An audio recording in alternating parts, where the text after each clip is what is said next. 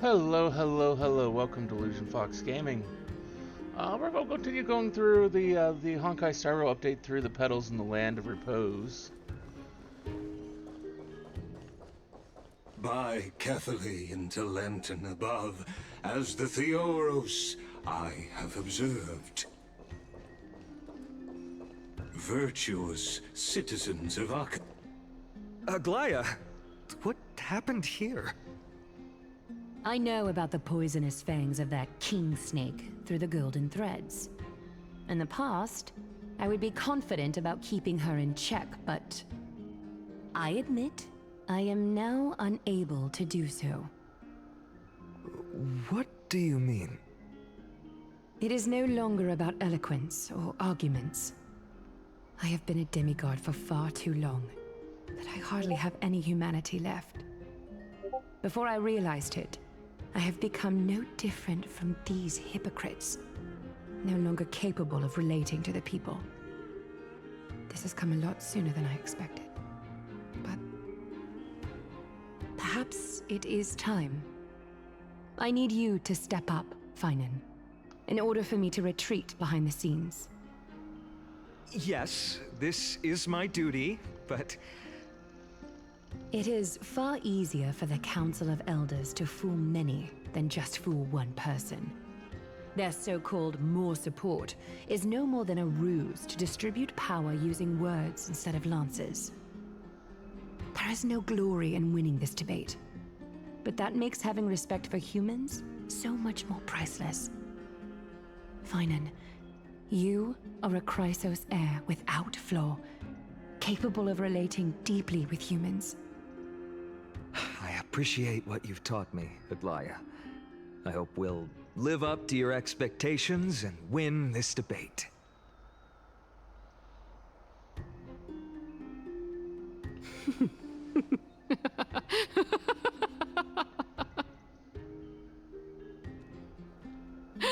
Oh, you've done well, Lord Calictus. Let me take over and personally close this debate for today. Dearest counselors, let it be known that I sorely miss the blissful times portrayed in lyrical poems. Back then, Amphorius was home to nearly 1,000 cities, each with their own local faith, while gods walked the earth and shared close bonds with humans. Happy trying to give you a little bit of fun there, Shen. Yet, in the Good to present, see you. No, we haven't seen you in a couple days. people from all over are forced to leave their homeland to seek refuge in the holy city, where they hope to rest under Kethali's protection. All of us have long been in the same boat, with no way out of this plight. We didn't have a choice in the past, but now the Council of Elders brings to the table a new possibility. All I have left is one question for you. Would you rather strive toward the unheard of Era Nova, or return to the prosperous Era Chrysia of our past? Make your choice.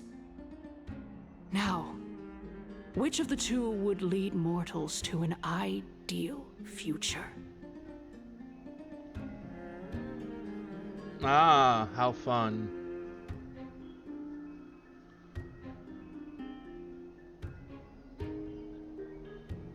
Well, that's good.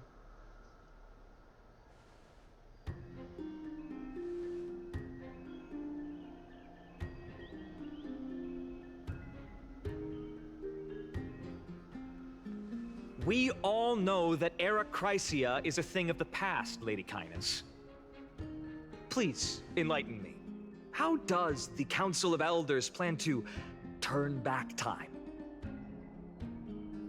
Let the three Titans of Calamity be born, and Era Chrysia is nevermore. I mean, Bring the Fate demise series to those Titans, is... and Era Chrysia will descend upon us again. That's a whole tricky thing, and not just the games, but the movies. Know that the Council of Elders is never one to make empty promises. Look at who we have on our side. Fate Grand Order kind of reset a bunch of things. Anaxagoras, one of the Grove's 7 sages. and Castorus, Idonia's goddess of death. With the help of these two heroes, I can promise all of you that Era Chrysia will exist once more. Aren't they Chrysos heirs? They're supporting the Council of Elders instead? It's clear from the start that these heroes do not get along well in their group. All the more proof that Aglaya is unfit to speak on behalf of every Chrysos heir. I am in favor of Era Chrysia.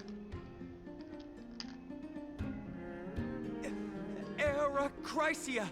Era Chrysia! I still need to sit down at some point and actually watch through the Fate series. I own a lot. I own a good bit of the whole series on Blu-ray. Castorus? Why are you standing over there? You finally arrived, Naxa. So have you, Cass. Don't worry, Aglaya. Well, I know that you have many queries. Could you continue to converse like how the citizens normally do? Tell me, dear citizens, if we successfully retrieve and return Thanatos' core flame without anyone passing the Death Titan's trial, what would happen next? The answer is simple. We will have a chance to rid the world of death and bring Amphorius back to an era when all beings live forever. We'll usher in a new future that will be entirely you're probably talking about the game. I'm talking about from the flame chase. When I talk about Fate Grand Order, I'm actually talking about the anime Fate Grand Order.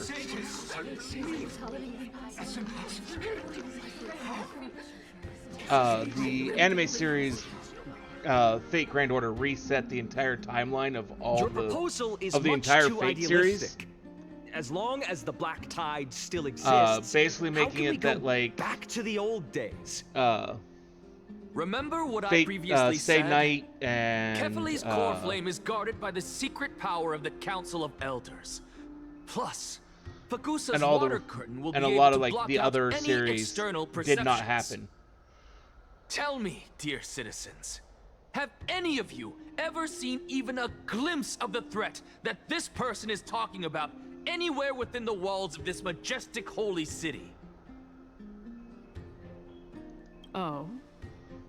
Could it be Although I that didn't you finish heard that Grand from Order, the so it's like Flame I only know the Weaver beginning of it. themselves? Basically, like reset everything. Citizens, let's loudly sing the blessed Because hymn. someone went back in Oh, time and beautiful fucked old with world, the where are you now? with the events legendary Era Chrysia, return of several to the of mortal the realm. early Grail quests. After the destruction of the 3 Titans of Calamity, the Flame Chase journey will have to end.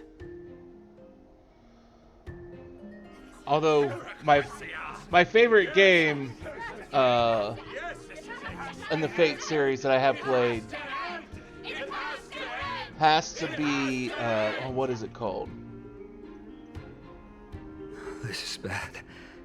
The masses are now totally riled up. Anaxa, pray tell. Cooking with Everyday Everything that you've music. mentioned Today's hinges menu on for the a Mia premise that family. we That can was find a really fun existence, right? Fate game. Thank you, Lady Aglaya, for still caring about this city. However, dear citizens, we are truly fortunate and blessed. For Castorus, Idonia's goddess of death, will surely find Thanatos under my guidance. What? With that, I solemnly promise that the core flame Lady Castorus brings back will be personally managed by the Council of Elders. Thereafter, if we are able to garner the support of all of you at the Citizens' Assembly, we shall spare no effort in ensuring that the Era Chrysia will return to our world once again.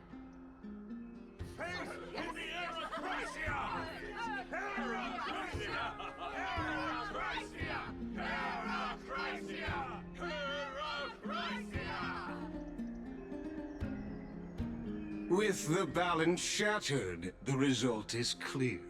Buy carefully into Lenten above, as the Theoros I have observed. Akama has chosen her destiny. The issue up for discussion at this Citizens' Assembly shall be modified to the suspension of the Flame Chase journey. This resolution shall be put up on the Wall of Heroes, such that all citizens are aware of the city's way forward.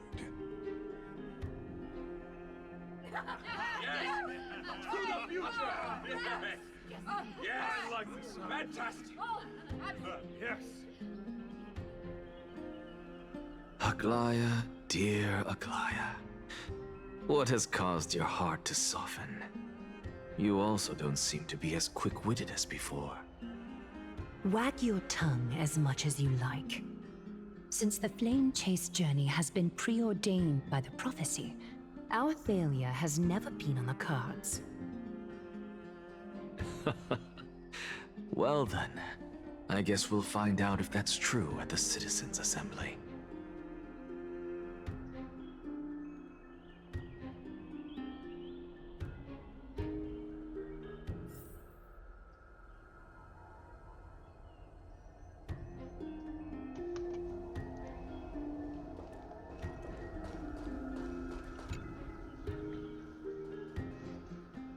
Well, it seems that when I sent you to look for Anaxa, I unintentionally facilitated your partnership with him instead. My apologies, everyone. I know that you have many questions to ask me. I will answer them to the best of my knowledge. In that case, please tell us as much as you can.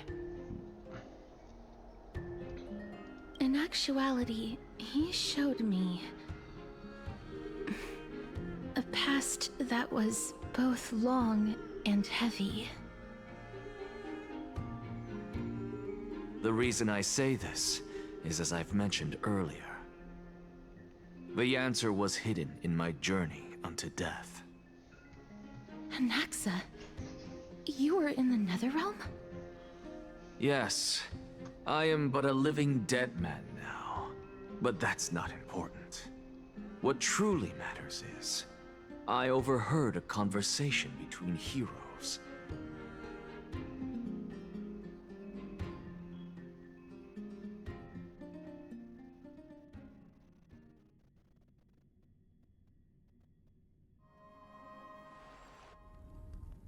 Have you heard of this tale before? A tale about the ocean god's treasured pearl, our hometown. It was a seaside town which enjoyed the ocean breeze and glorious, peaceful times, thanks to the wisdom of its ruling queen. Until one day, an evil dragon descended upon the town. Its wings were large enough to blot out the sun, while its claws were sharp enough to rip the waves apart. It barged into the tall tower and devoured the queen's beloved daughter. It even settled itself in her bedroom, like a tyrant king. The queen assembled 300 warriors who managed to subdue the evil dragon by chaining it up. However, when the queen slit open the dragon's belly, she realized that the princess had long since been digested, and all that was left of her was a pile of bones. Devastated, the queen wept for several days. It was then that a devious, smooth-talking scholar arrived at the palace and suggested that the princess could be revived through the use of dragon bone and dragon blood. That liar called this process the secret art of alchemy. The princess was reborn! The queen was overjoyed, blissfully unaware that the evil dragon's soul still lurked within the princess's body. As revenge, the evil dragon swallowed the poor queen, the glib liar, the courageous warriors, and all of the town's innocent civilians in a single gulp.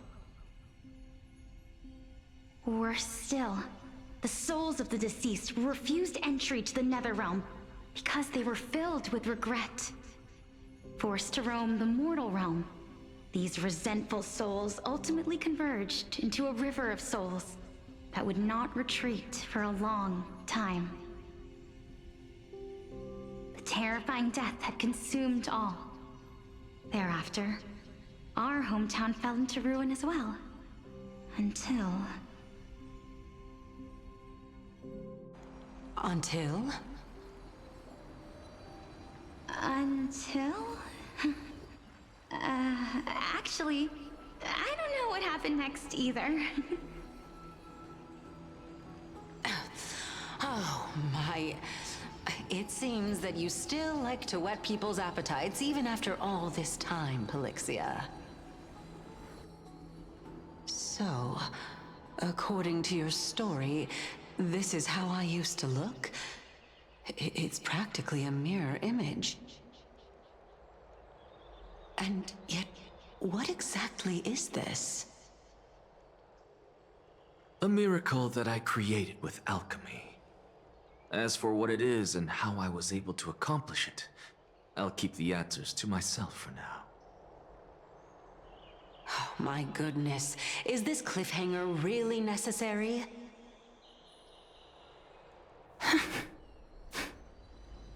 Quiet, Titan. Continue to enjoy this splendid play, and the truth will naturally reveal itself. Dragon, huh? I've heard this legend before. Unfortunately, for what I have seen, Nero has never shown up In that case, what I've what do seen you of think the of Fate it? anime. I think that this so-called alchemy was a tenuous analogy added to the story by future generations. After all, you've never heard of a tradition of alchemy in your hometown before, have you? Indeed. Before I left home to pursue my education, I never even knew that anybody was looking into this area of study. Therefore, we can just treat this tale as a fable told to young children. A fable, you say?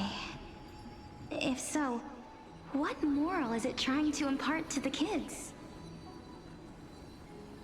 I guess it might be the concept of equivalent exchange? Oh? I thought the moral might be closer to something like honor the dead.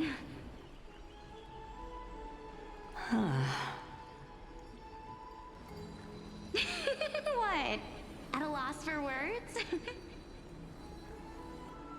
No, I merely realized that we're both thinking of the same principle. If life is priceless, then there is hardly anything else in this world that is of equal weight to it, right? Although I do need to sit down some point and play, As what is expected it, of the Fate wisest Samurai? scholar in the land. I don't remember the exact title, but... Why don't I ask you a question as well, as a form of equivalent exchange? Of course. What is your question? If I imparted my knowledge of the art of alchemy to you, would you use it to resurrect someone you loved? What? What kind of strange question is this? I got it. You're just trying to get me to tell you whether I like anyone, right? Let's just leave it at that. That was rude of me. Oh, Yes. Samurai Remnant, that's right. I would. Oh? I mean, it's sitting on my shelf. I bought it when it came out, and I've In the just days to been... come, I'm certain that someone whom I cherish deeply will leave me for good. You have melty blood, but was never good at it. I have If no idea such what a melty blood mighty is. power really That existed, sounds really, really I weird. think I would use it without hesitation. After all, you, me, and the rest will all have to face that fateful moment eventually.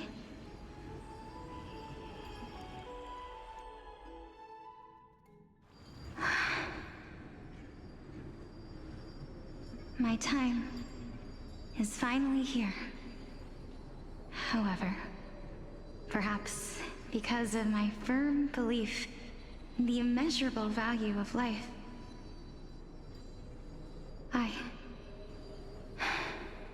Melty Blood is the sister I series am unable Tsukihime's to fighting complete game the type trial. moon property.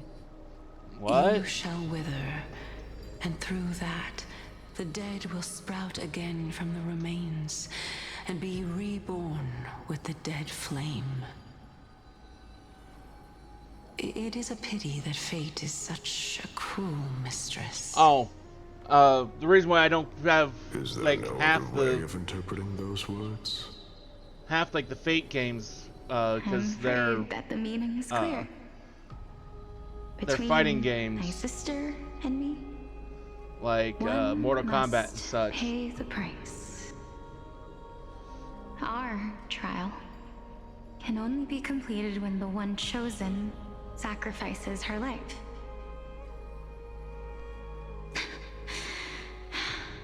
I'm afraid that the prophecy might even have selected a pair of twins for this exact purpose. Fortune makes fools of us all.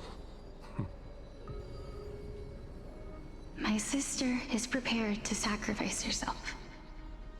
And yet, I can't do the same. How absurd.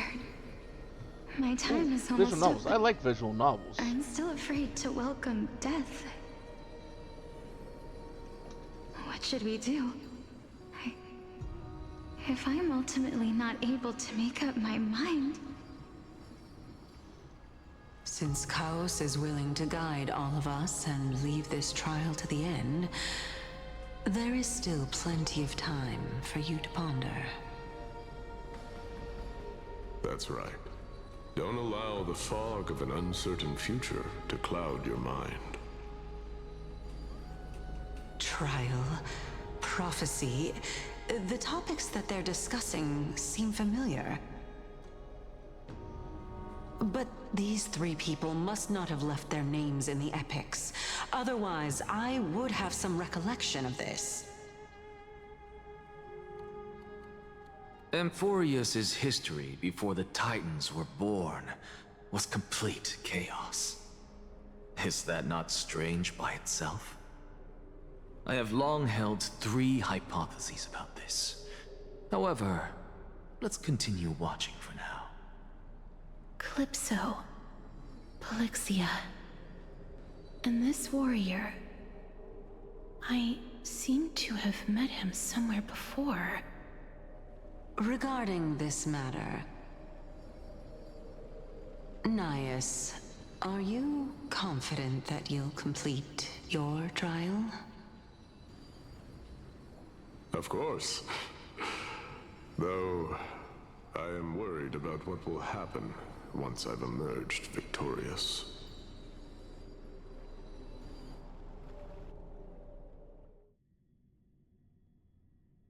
Looks like though the Tsukihime thing is not on Steam, unfortunately.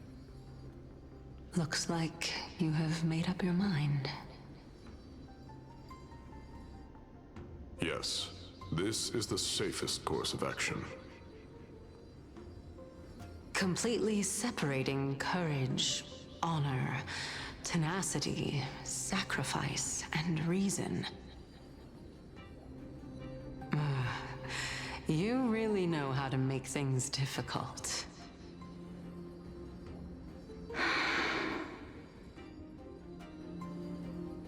Please, young lady. But I witness suck my at fighting fall and games. rise.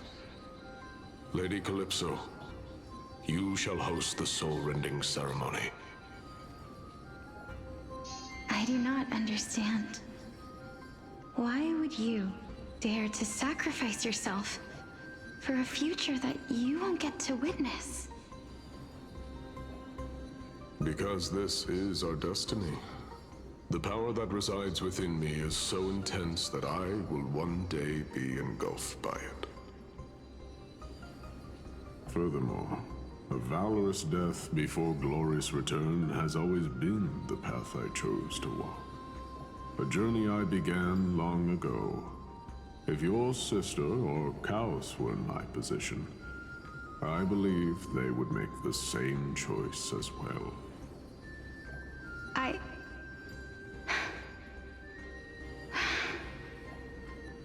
I'm not that brave. I don't know how I'm supposed to face such a serious affair.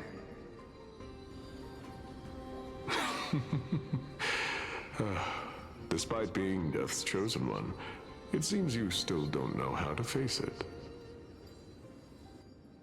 Let's chat, young lady.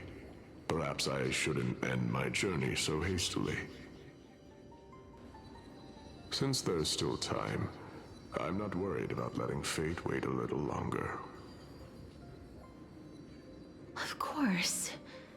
This warrior is Lord Anaias.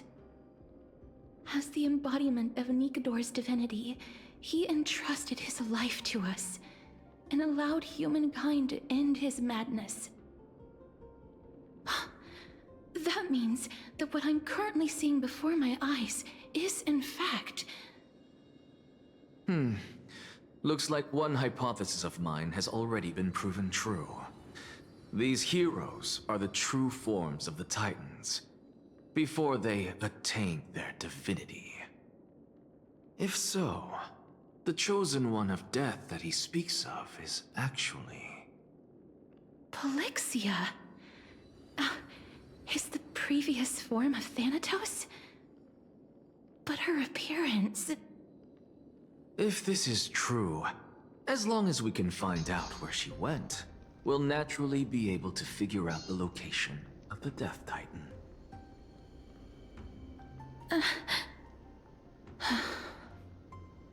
But before that, we first need to witness what ultimately happened to Lord Anaias.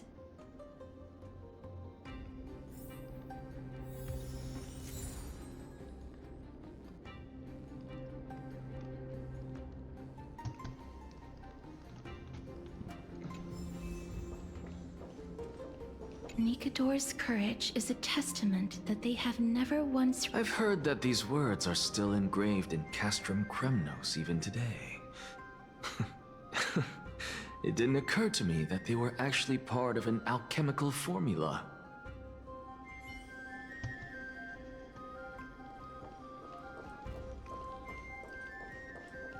Sealed within this statue is undoubtedly his sacrifice. They use their own body as our city walls, keeping out and protecting us from the pervasive spread of madness. They are acutely aware that if the end times were to arrive, there would be nothing left in this world to conquer.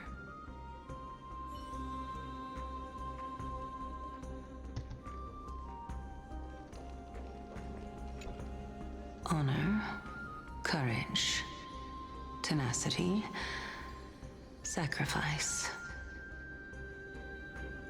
And finally, the only thing that remains is reason. Cheer up, young lady. There is no need to shed tears over a glorious death. All farewells in this world are sorrowful, Lord Anaias. No, young lady. As a warrior, I have witnessed too many bitter deaths. But now, all I feel is peace. I did not know until this moment that mortals could live their lives in such a way. Although only a sliver of your soul remains, You remain so optimistic.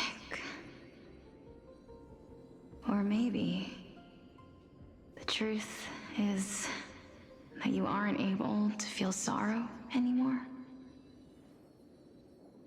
To be honest, I don't know either. But I am certain of one thing. This is not an acceptance of death nor apathy toward it. It's not even a feeling of despair.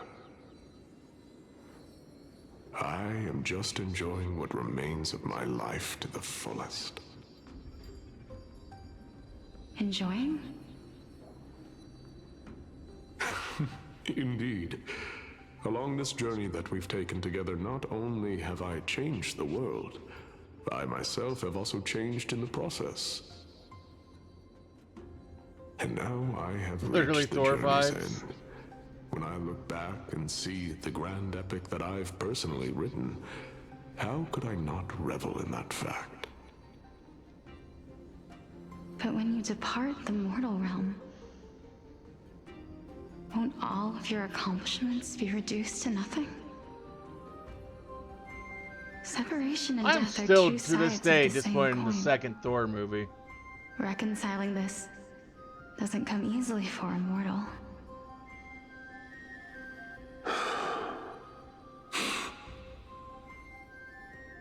Finally, let me recount to you a story of mine, young lady. The first time I returned from the battlefield, I've liked all the I rest, felt but Dark World extremely just hollow. really disappointing. The calamity had devoured everybody on the battlefield but me. When I returned to the city alone, the citizens held a banquet for me that was far from pleasant. I felt as though I was still on the battlefield, and the person who had returned was nothing but an empty shell. It was late into the night by the time the banquet ended. My head still reeling, I returned alone to the barracks. On the way back, I encountered someone. It was a crazed scholar looking at the night sky and muttering to himself by the side of the road. Although I tripped over him and fell, I wasn't angry in the slightest. And maybe because I saw myself in him, I inexplicably asked him a question. Do you think that it'd be better if we just died on the roadside like a couple of stray dogs? To my surprise, he shrugged his shoulders and sighed. How does someone who is currently experiencing death, dying and living, afford the same amount of bliss? Now please go away and don't block my starlight. Are you trying to say that there is no difference between living and dying? For they are both journeys that lead toward death? That's exactly what life is, and death is, but a scale to measure how valuable the journey was. Journeys and epics are only glorious and Anaxis magnificent or because all things eventually Nias? fade to dust. Nias is not Therefore, a scholar. young lady, don't detest your fate. Instead, willingly and respectfully embrace it. Oh, I do not like Embodiment him. of strife, telling me about the majesty of the world. He's smart. I'll give him that. Indeed. I believe that when the But- fated moment eventually arrives, you will be able to understand my words. It is How time for me familiar to are knock you on with death's door. Full Metal Alchemist? I will set up a long table at the end of the road and humbly await your arrival. When that moment finally comes, let us drink and be merry then.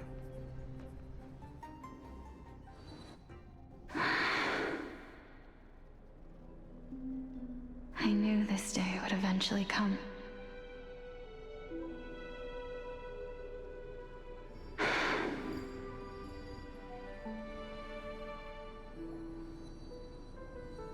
Are the both of you ready?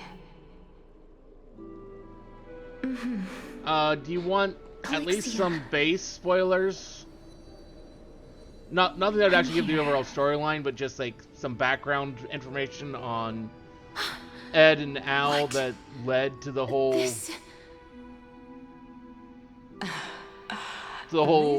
story. Quite interesting indeed. Is this Polyxia's sister? Is it me? Now, it's time for us to fulfill our promises. Well, not their parents, just their mom. So when they were kids, their dad had disappeared in his work as an alchemist for the Empire. What are you afraid of? And their mom got really sick and then died. So they went through and tried to bring their mother back from the dead. And through that, the dead will sprout again from the remains and be reborn with the dead flame. Ultimately, even Ed giving up a leg and an arm, and Ed giving up his whole body, they did not gain the ability to bring their mother back because it was not an equivalent exchange. Even if it was. The only way that they'd be able to bring them back was through a Philosopher's Stone, which say in the matter? They later found the cost of that was way too high to be worth trying to bring their mother back, and that it was not the right thing to do. Let me do it, sister. Let me be death's sacrifice. No. I was never long for this world anyway. Not at all. But you're different. You in fact never... I was the one who wasted your life after all. I can't really explain who Ed's father is without giving away, like, everything about the story. There's just too much there. I don't think that my life was wasted. Just the opposite. When I finally arrived at this destination and looked back at the journey I took, I discovered that flowers had long since bloomed along the path I walked. It was you who sowed the seeds for this sea of flowers, one that is more beautiful than the promised land at the end of the world. Besides, I have lived a fulfilling life. Even though I was fated for sacrifice, none of the things that I've experienced will dissipate. Instead, they'll forever live on as memories inside Ed your and head. Al Will they not? just went pure evil and didn't care about anyone else and their quest to try and bring back their loved one back to life. Well then, tell me, what exactly are we?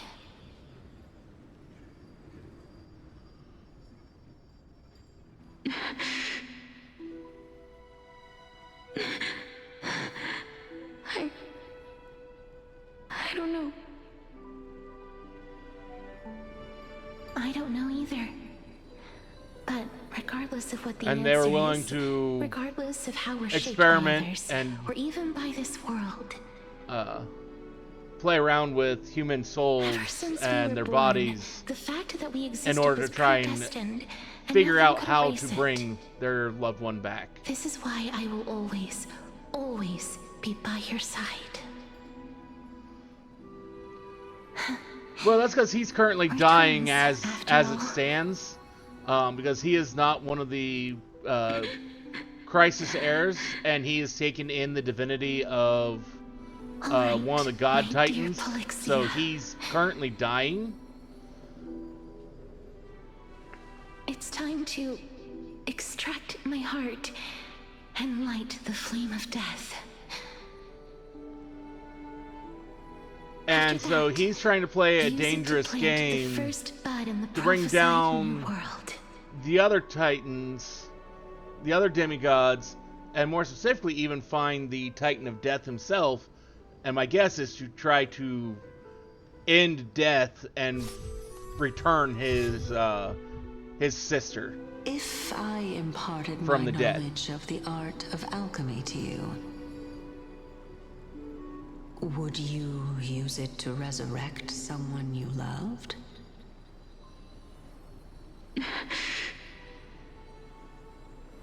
Death is inevitable. In the days to come, I am certain that someone whom I cherish deeply will leave me for good. If such a mighty power really existed, I think I would use it without hesitation. Even now, my answer remains the same. This is why, sister, I promise you, in the prophesized new world, I shall plant the first bud on your behalf. Go now. Return to the Ocean God's treasured pearl, our hometown. I shall open wide the entrance to the Netherrealm and grant you a second life. The living beings on this earth shall respond to my call and lead you to the sacred daylight. Remember, do not look back on the land of the dead, and do not stop moving. In the new world promised by the prophecy, march toward your new life. As for the price of our equivalent exchange, let me be the one to pay it.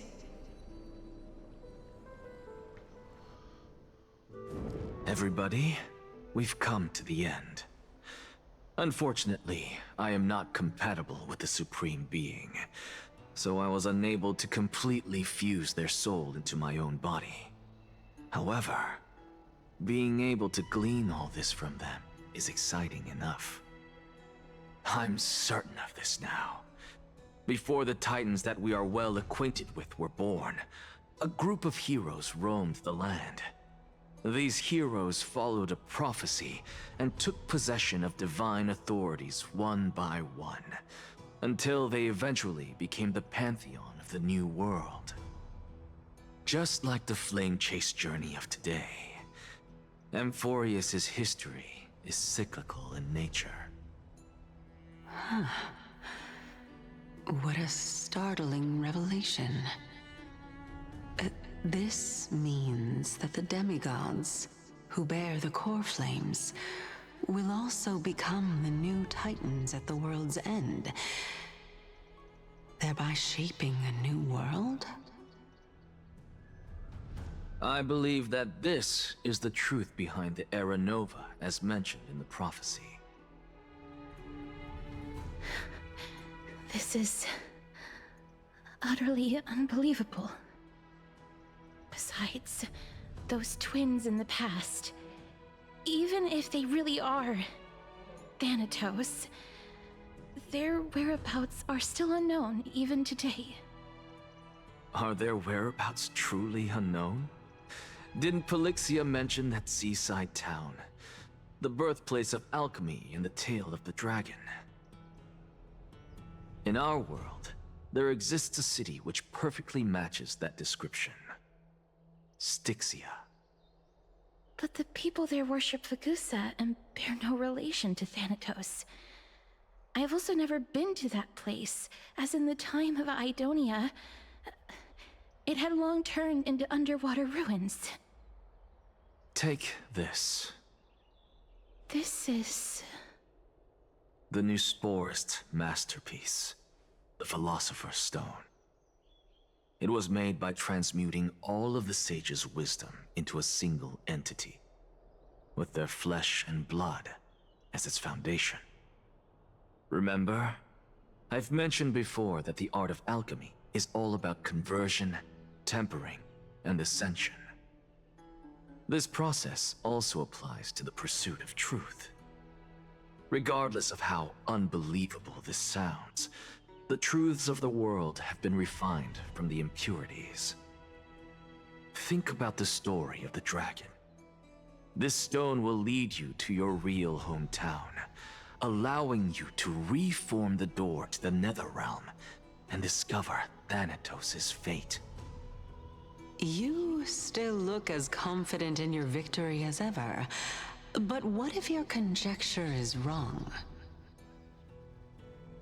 Simple. I shall merely admit to the entire world that my experiment was a failure. However, my line of thinking will not fail because I have already planted the seeds of doubt into the hearts of the masses. Actions speak louder than words, Castoris. With the assembly about to begin, don't forget the promise you've made. I've already searched for so long. I'm willing to try one more time. While we converse, her life is also slowly slipping away. But before I leave, I have another question. What exactly did we witness just now? That was the world imprinted in Kefali's soul. If we are to prove its existence, you must take the final step. Go. Do not disappoint me. I understand. I can't speak much to Roman history, so... Hey, child of humanity. Don't get antsy. I still remember the question you posed to me. As a scholar, I do not wish to offer up ambiguous conclusions. Let's discuss this topic again when she manages to find the evidence.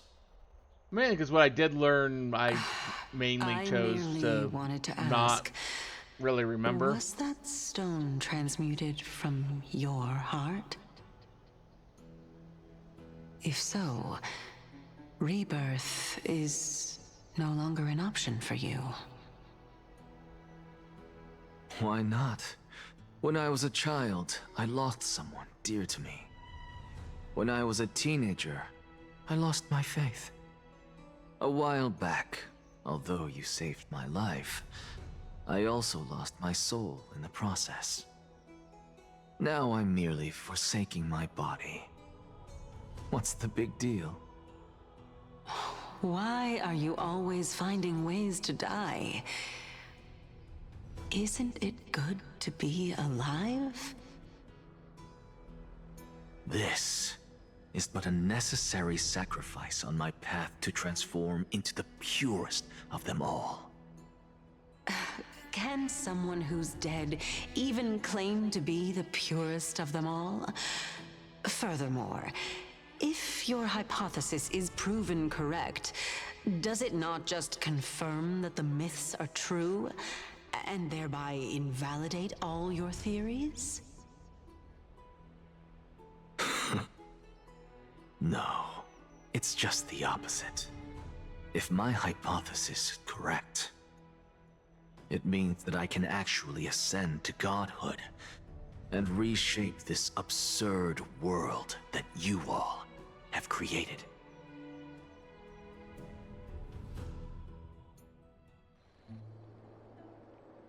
That's a lot to take in at once.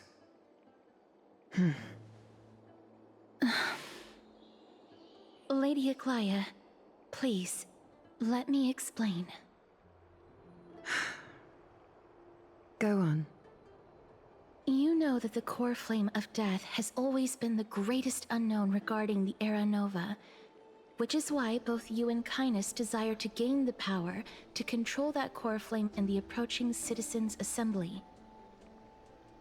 Professor Anaxa has come to a consensus with Cainus. They want to suspend the trial once Thanatos' core flame is reclaimed, hoping thus to eradicate death from this world. If they're successful, then the flame chase journey will cease, and Akama can enjoy everlasting peace. But I know this runs counter to your wishes. So long as we do not usher in Era Nova, the the black tide will never be eradicated. Even with Lord Mighty on the front line, and the black tide not posing an immediate risk, the danger nevertheless remains. Honestly, it's difficult for me to assess the pros and cons in this decision. Well, I'm glad you're enjoying it. But someone must bring the core flame before we can begin negotiations over it. The Titan could be very near. I cannot let this chance slip by.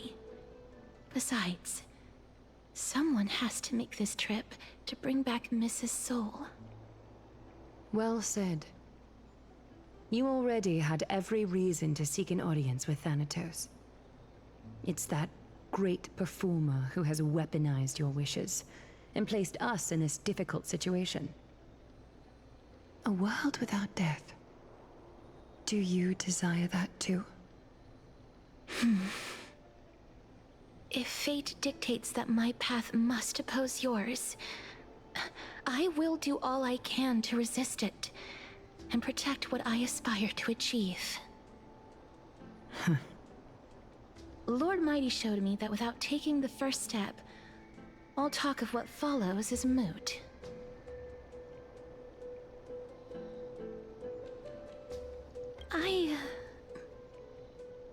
I have always hoped to hear you speak your mind, Cass. And I am glad to have heard your true thoughts. Styxia. I visited that place in the past. Though it is now an island surrounded by the river of Souls Torrents, it's not hard to see its former splendor. Go. I will not stand in your way. As for you, you are someone who has cheated death.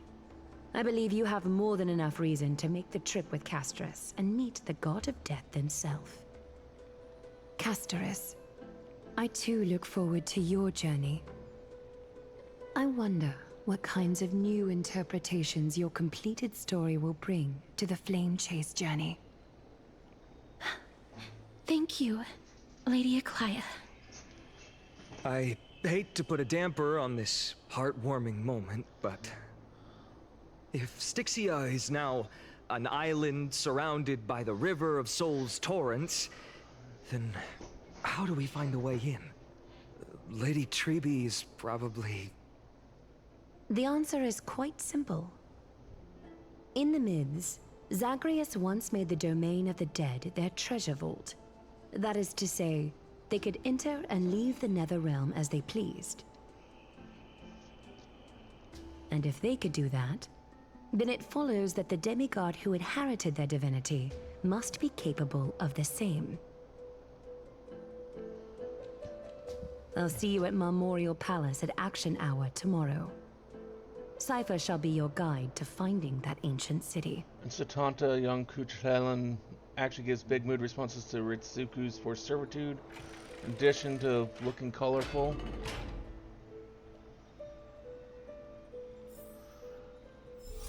Character designs for Fate were pretty good.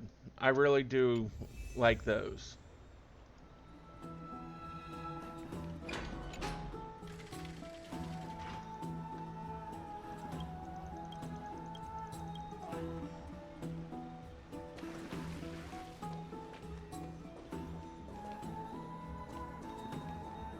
Hey, friend!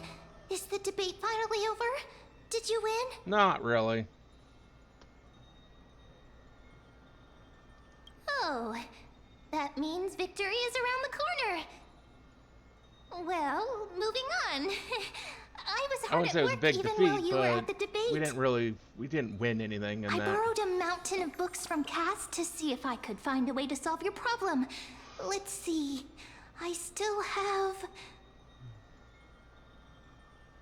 only 32 books to go.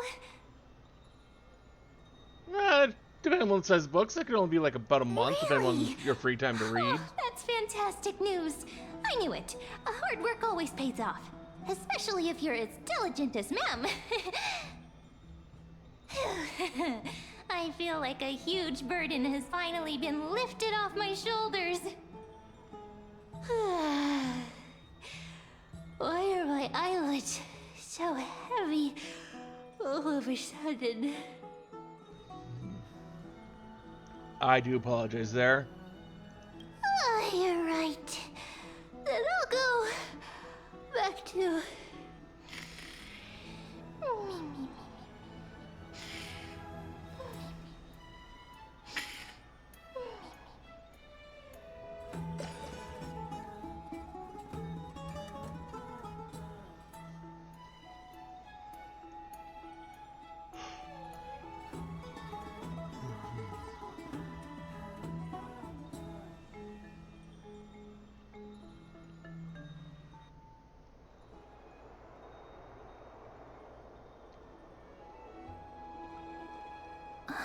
Cass? What a surprise. Lady Treby. Is something troubling you? I just wanted to speak to Lady Trian for a bit before I set off. No matter how breathtakingly beautiful Styxia once was, the place is now the domain of the departed.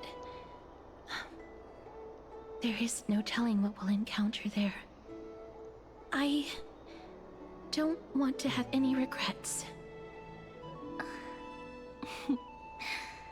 Has anyone told you that your eyes are sparkling today? Is that a figure of speech? In the past, when you did smile once in a while, all of us could see that your heart remained troubled even as you smiled. Lady Treby, you know perfectly well that see you tomorrow is nothing but a white lie. I hope your toughness is not a mask hiding a lonely heart. Cass, you hardly ever talked of your past. None of us knows what you went through, apart from Maggie. But we know it must have been filled with pain and hardships, as it is the fate every Chrysos heir is destined to live out. We are just happy for you that the core flame you're meant to inherit has finally surfaced. Isn't it a little too soon to say that? But you already know where tomorrow is, don't you? There's no need to rely on anyone else.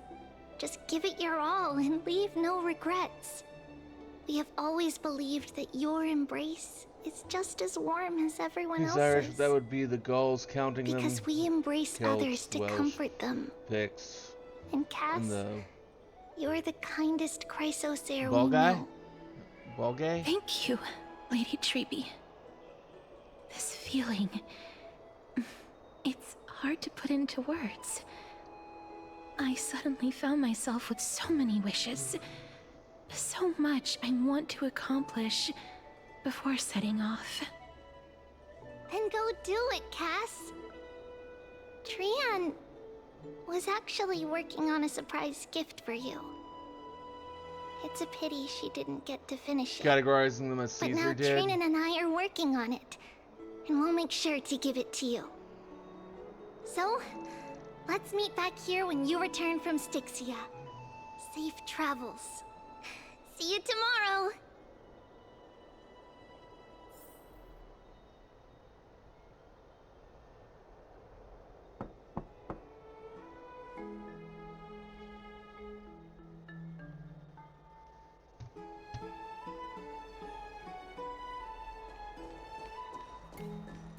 It's me.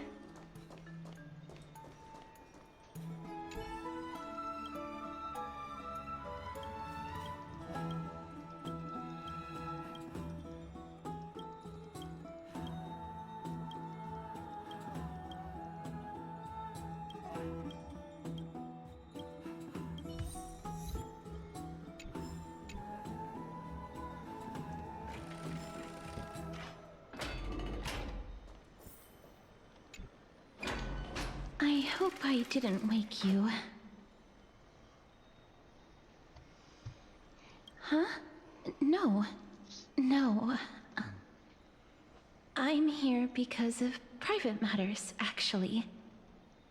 If it isn't too much to ask, I'd really like it if you could come along with me to retrieve something. Aren't you going to ask me what it is? It isn't a long way from here. Shall we?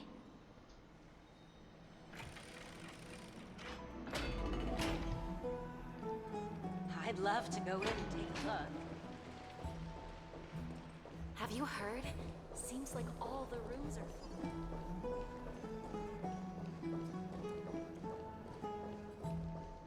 Faith can dispel the black tide. The streets are packed. I want to vote! Tell me how I can vote! Take your ceramic shard engraved with the Kefali rune, select the Council of Elders in your heart, and pray silently until the shard registers your choice. Then toss it into the Dolium. The Council of Elders? More like the Council of Buffoons! The Black Tide took my hometown long ago! Who are they kidding with bringing back Eracrysia? It's all a sham to create their own Eracrysia in Akama! The Titans are just. So long as we do not overstep our bounds again, we will not incur divine wrath. Oh, please. The time when these deranged Titans should have vacated their spot to the demigods is long overdue. You'll see soon enough, you old fogey. And I pray that Talanton smack some sense into you with their scales. We shall see how this turns out. That was quite a spectacle. I suppose peaceful is technically correct if no actual violence happened. To this day, I still find it almost unreal that Akama is the only place illuminated by light amidst the crumbling ruins of Amphorius. And its people are even holding votes to reconcile differing opinions. This peaceful sight is making me forget that this is the end times. Their mythos is greatest heroes, songs maybe demigods, maybe gods.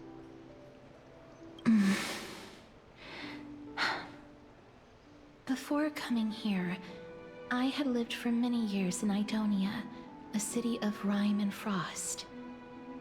The people there were devotees of Thanatos, and were well known for their unique burial rites and traditions. Traditions that I played a major role in.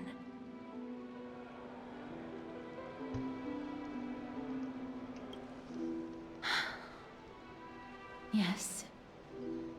You now know me as the Mortician of Akama. But back in those days, I was Idonia's Maiden of War. I was trudging across the frosty plains on my own when the Idonians found me. They saw the curse in me as a blessing from Thanatos, and believed that my hands could correct the Eracrysia's mistake and lead them to meet the great god of death. They provided me shelter, but in return, I was expected to grant merciful deaths to war captives, prisoners bound for execution, and heroes alike. Is that how you see it too? But no matter how kind or cruel the means, nothing can change the essence of death. Taking away someone's life is never worthy of religious worship.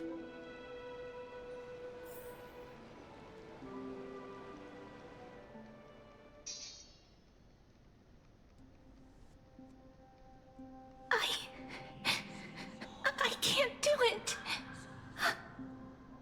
Their voices, they pierce my ears. The pleading, the thanks.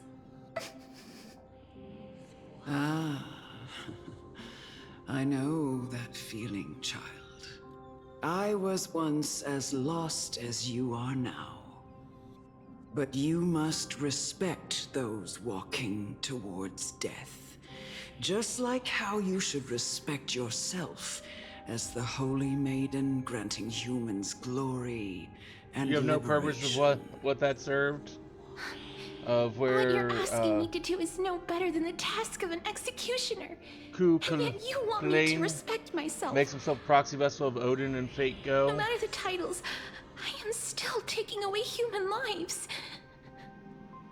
This won't be the first time that Edonia's fanatical nether warriors have faced death. On the contrary, recruits new to the battlefield often run away from their first fight.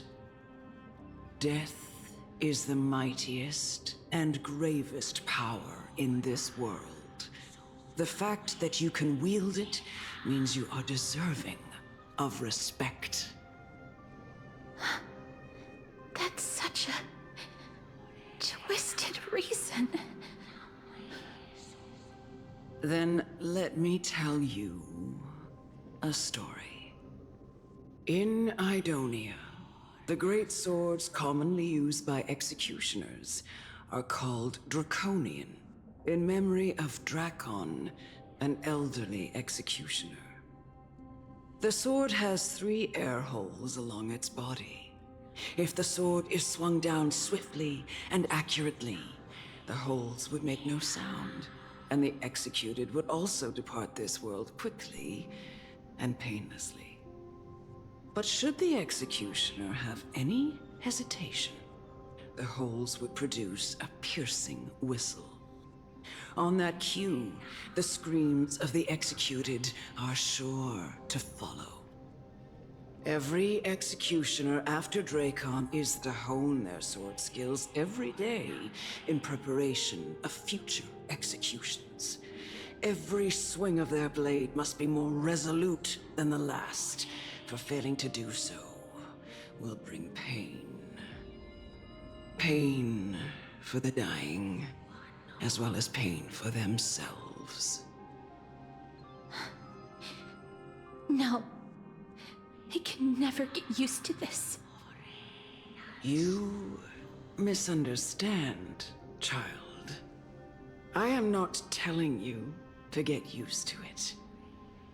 I'm asking you to consider the source of the dead's suffering, and use that knowledge to fortify your future touches with more and more determination. Go, walk with the dead, and love them as you love life.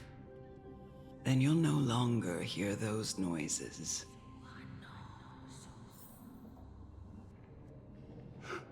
Please, don't kill me. I don't want to die. This is your duty. Remember, consider the source of the dead's suffering, then give them the respect they deserve. Thank you. I beg you, don't listen to her. If you cannot learn to accept death, then Idonia has no place for you. This is your last chance. Do it. No, please. I don't want to die. Please, I'm begging you.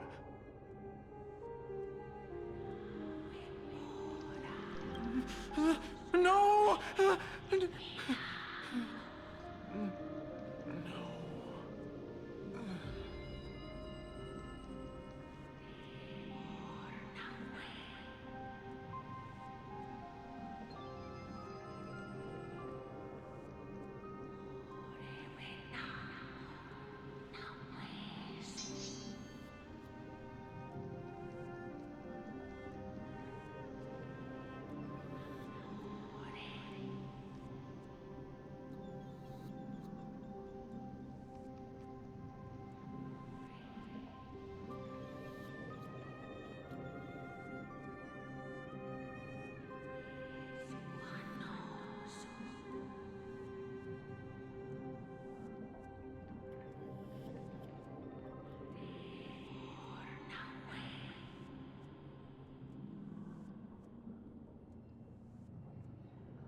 May you gain some insights through his sacrifice.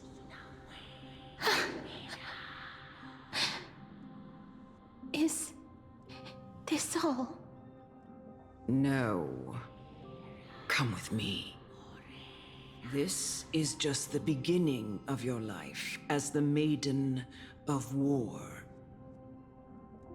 You executioner!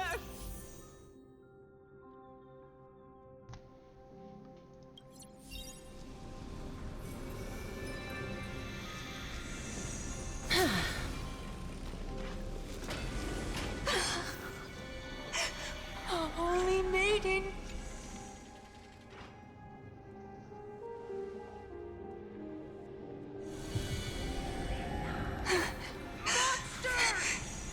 Thank. Do it then, executioner.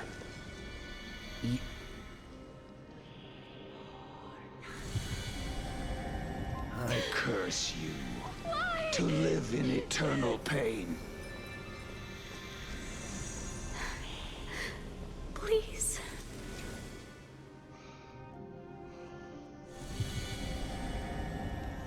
When will this ever end?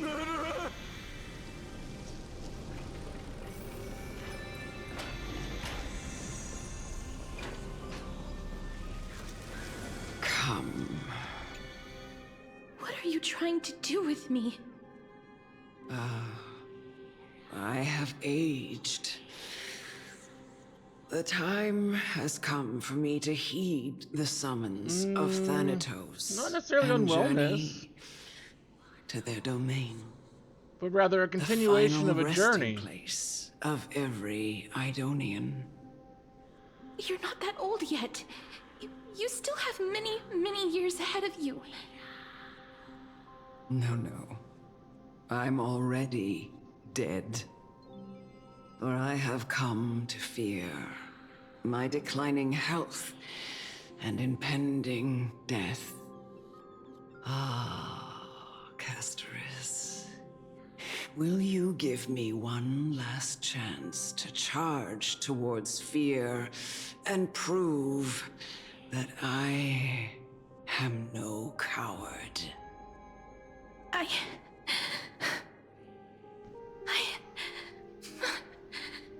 can't take this anymore. But what's the part that's really living? Who brought you here? The energy that makes up From our the frosty us, our plains consciousness, and our set your body. farcical fate in motion. I mean, It was also I, in a sense, Chief a fire Executioner has of many of the Idonia, very qualities that who would forced the commentate heavy being a duty living being. of executing others onto you. I've always known that you have doubts and even anger about my faith and about me.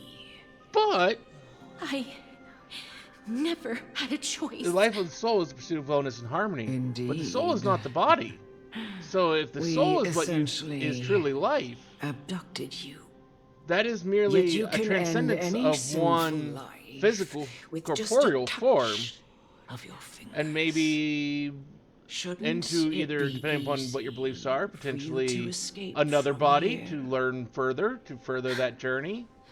I'll never Or do you that. journey on into some It doesn't matter afterlife how for, lightly the again, Idonians more take death, experiences. or how readily they accept it. I simply can't do it. I knew I was right about you. What do you mean? I've taught you and cared for you as my own daughter all this time because of this blessing that's been with you since your birth. I know no one else in the world would understand the weight of life and death more than you do. In the eyes of an Idonian, death is the end of all life. A destination we will all eventually reach. Humans should not resist it. but learn how to face it. You can only live your life to the fullest after understanding this principle. And when you do, even if you eventually leave Idonia's protection, even if you must carry the curse forever, you can live with your head held high, like everyone else. No! How can I? Come now. It's time. I've already taught you all that I know. Show me that you are a fitting holy maiden. Or at least, that you possess the resolve to become one. Come now. It's time. I've already taught you all that I know. Show me that you...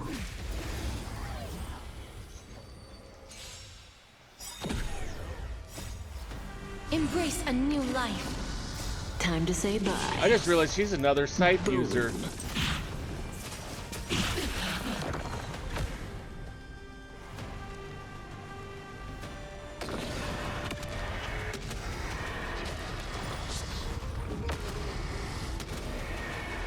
May death protect us!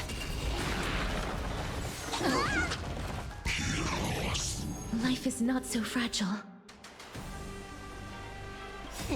Time to show you.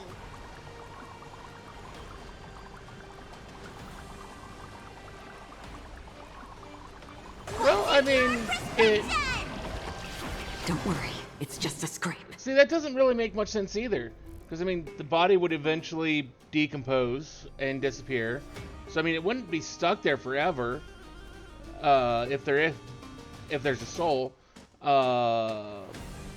If nothing else, until the final instant. lacking a soul, your body, your mind is energy.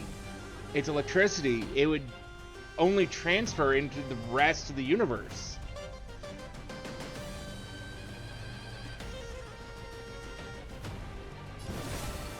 Wilt here.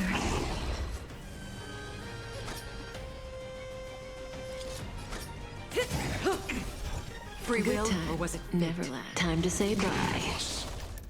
Boom.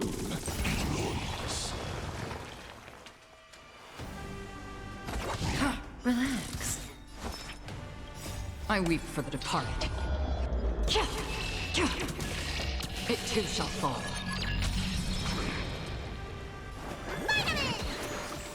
I shall remember this warmth. This was the last time I followed her command. I gently touched the elderly woman before me. The executioner, who had seen too much death, died the same way as everyone else. I gasped for air, a wistful look in her eyes, and a barely perceptible tremor in her fingertips. Elder Amunet, the person who tried to teach me about death, ultimately vanished like dew in the morning mist.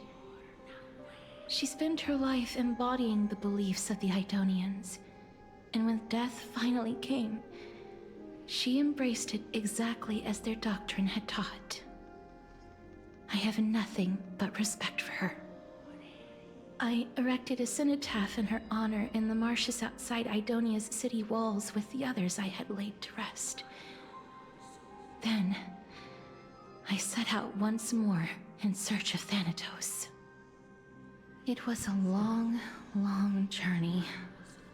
I heard so many discussions about death along the way. Life finds meaning in death. The world improves because there is an end. It seems the most terrible darkness in this world. Everyone talks about its heavy weight. Some resist it, some worship it, and some even revere it. How did a disappeared Titan become the deepest fear of humankind? And why do they haunt my dreams? I continued my travels to seek an answer.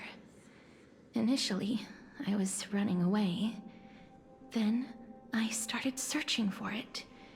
And now, at the end, I just want to know if my touch, well, it's not if just my embrace can do more than taking Hindus things that away. believe in remote viewing. Can I make anything? Can I leave anything behind? I don't want to there's a couple of Buddhist groups that. I don't want to die, please. I don't want mercy like this. Oh, not often we ever get this kind of cutscene. I don't.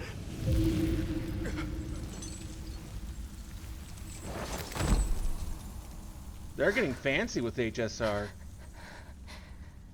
I hate these icy hands.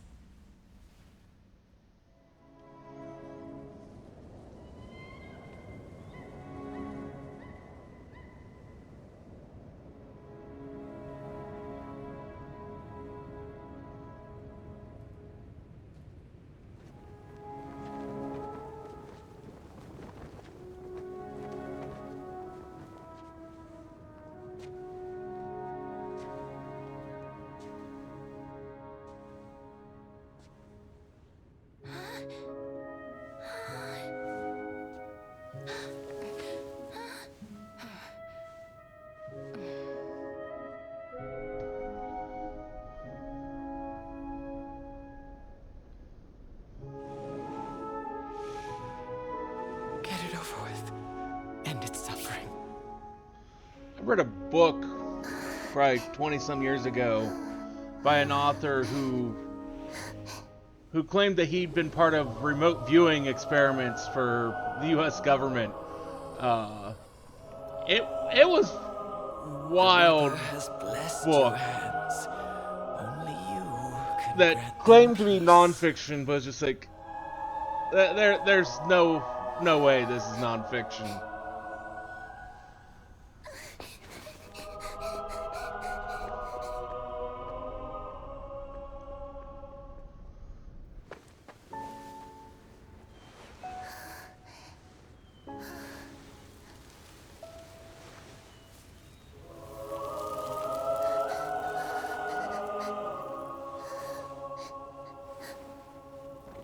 Embrace death.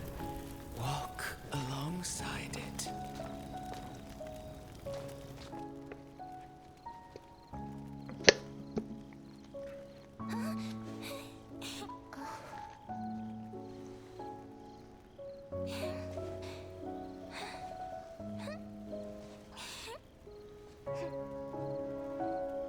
Yeah.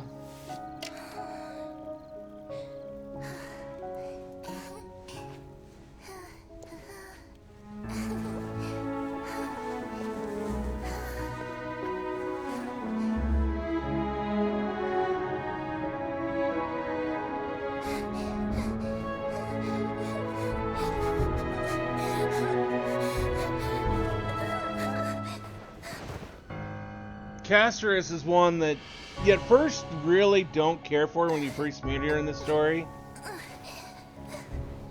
But as they've kind of revealed more about her since they revealed her character, it's like, oh.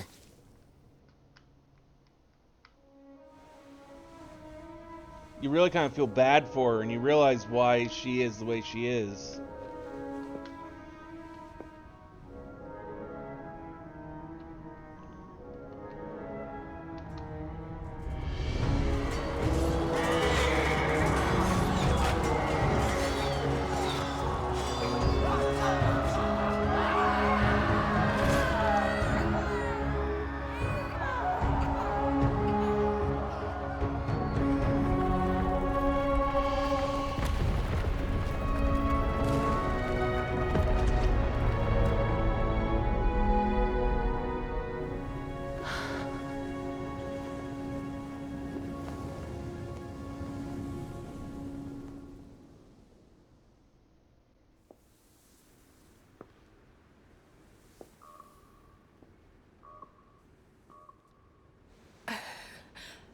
Is that you, Castoris?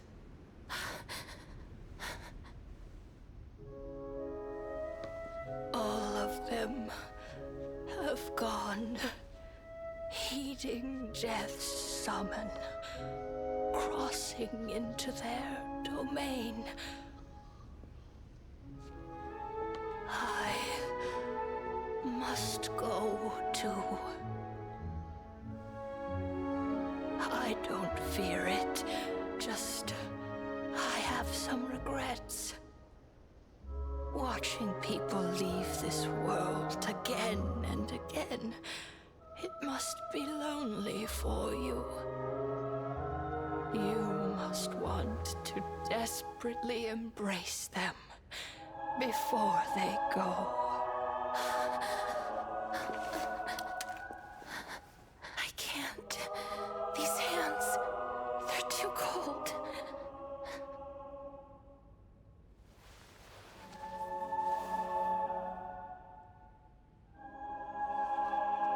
But Big Sister Castoris, your hands are so warm. Just like anyone else's. So go on. Don't hold back. Give me a warm hug.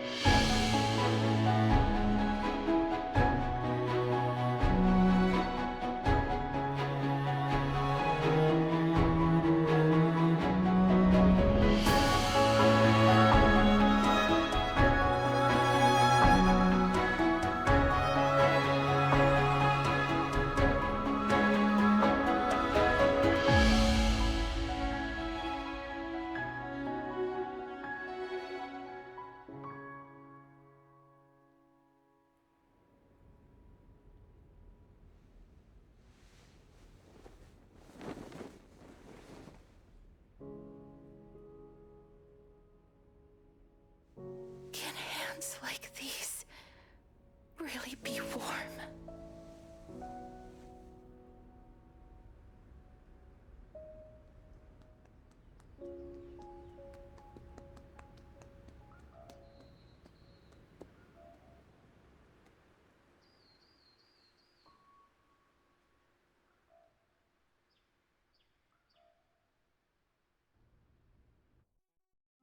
On the day that Oryx's trial ended, you must have had many questions. I felt just as confused. Why, as someone from beyond the sky, were you so cruelly dragged into Amphorius's fate? I wished I could take action, but no matter how hard I That try, needs a fire or I something? cannot simply interact with the living as ordinary people do. Well, I mean, Even it when we may brushed not be against so each much other as her unintentionally hands in are the crowd. cold, so much as It was not obvious that knowing nothing the had happened. warmth of another's touch. She doesn't understand. When an almost unattainable hope finally welled She, up for the in my most part, heart, only knows that when she touches people, when they I die. thought that perhaps my touch would no longer bring sorrow, fate declared to me, it wasn't that the curse of death had finally been lifted, but that your soul no longer belonged to this world. And there was nothing Well, left more or for less, my probably hands the to few times she has touched someone. Nothing. Like the few times they And did I showed really think this in time would be any different? that quest line, It's not they that I die. don't understand this reality, just that I'm unwilling to accept it. Having walked such a long road, I am still unable to find the answer to life and death. I am resigned to eternal despair. Anything I wish to hold on to, death will inevitably wrest from my grasp. From that moment on, I lacked the courage to confirm it again. Until Ornyx laid bare the cruel truth before us.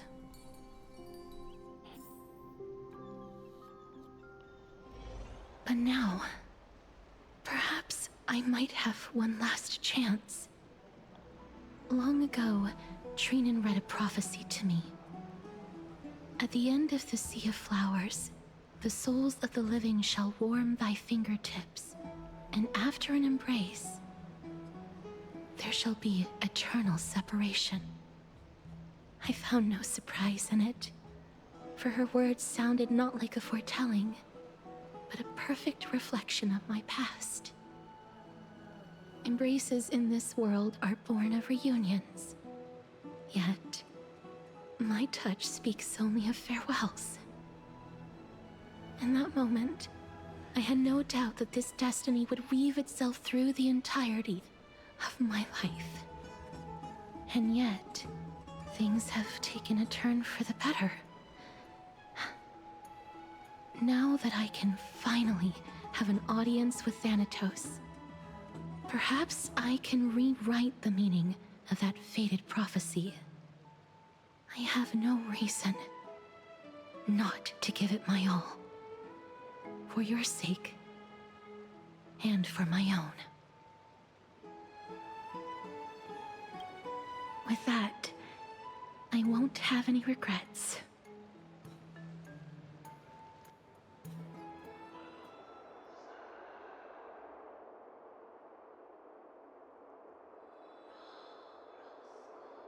Let's put that aside for the moment. We've arrived. I want to retrieve a small gift I specially prepared for you. I made it myself, like the trinket I gave Lady Trian. I want to leave something for everyone, if possible. The journey to seek an audience with the Death Titan cannot be an easy one. I want to make full use of every moment I have before we depart, so that I don't have any regrets.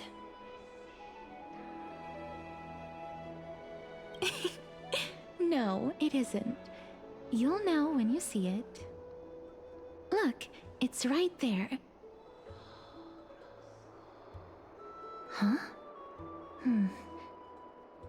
Where did it go? What's going on?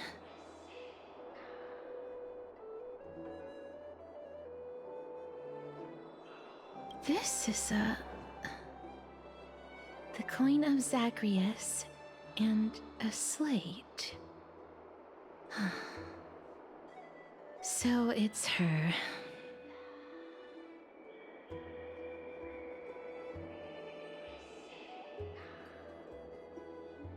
It's a Lady Cypher, the demigod of Zagreus whom Lady Aglaia had spoken of. She's a master thief who's left legendary tales all over Amphorius. So many years have passed, yet she's still announcing herself in such a crass manner. Let's just do as the slate says and look for Lady Cypher.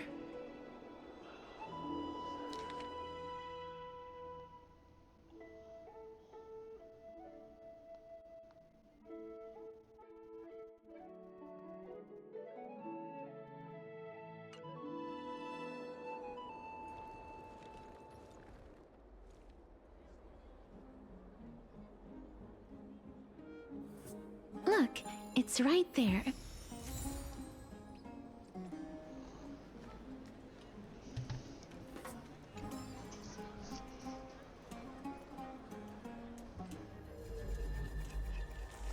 We must pursue her.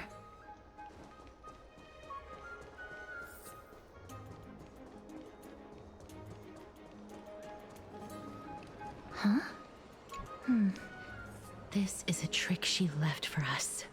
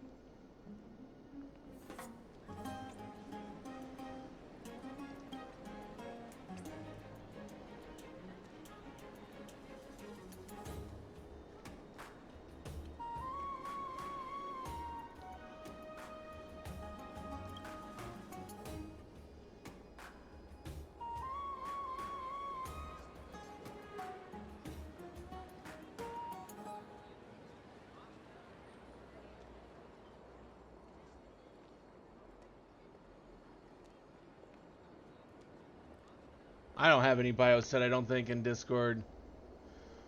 I do have it set, though, there's like, just because so much of my job, or my day job, is basically going and actually restarting viewers for you. It's something along those lines. What is it again?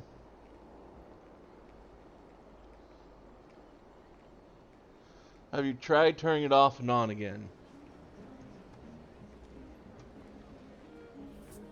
Ugh, she's incorrigible.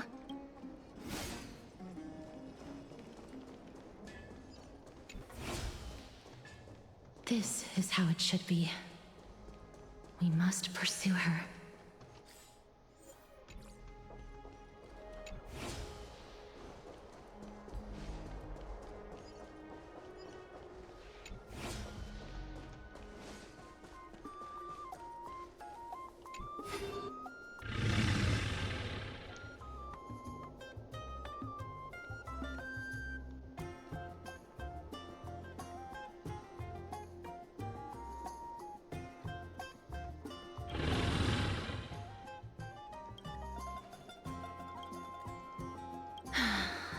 Lady Cypher, please come on out. You're still careless as ever. Shouldn't you keep such a precious gift near your bosom? Since you know it's a gift for someone else, please give it back to me. Stop hiding among the people and letting the wind carry your voice. Now, since I know it's a gift, that just means I need to milk its worth. The children of the wind never stay for long in one place. Unless your offer is tempting enough to still the wind. What say you? Name your price. I'll give you however much you want.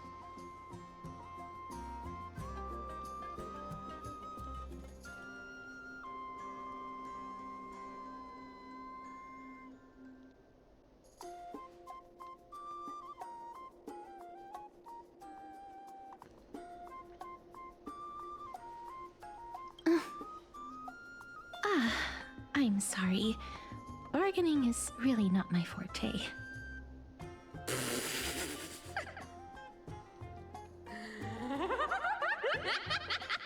No wonder they call you Princess Homebody. Why don't you two come over to my place? It'll make a better venue for proper business discussions. You can find where I live through the winds I've sown. Right. Piece of cake. I can do that even if I can only sense your soul. All right, I'll see you there. Oh, by the way, everyone cool with me collecting a deposit before we reach an agreement, right? Now, come this way.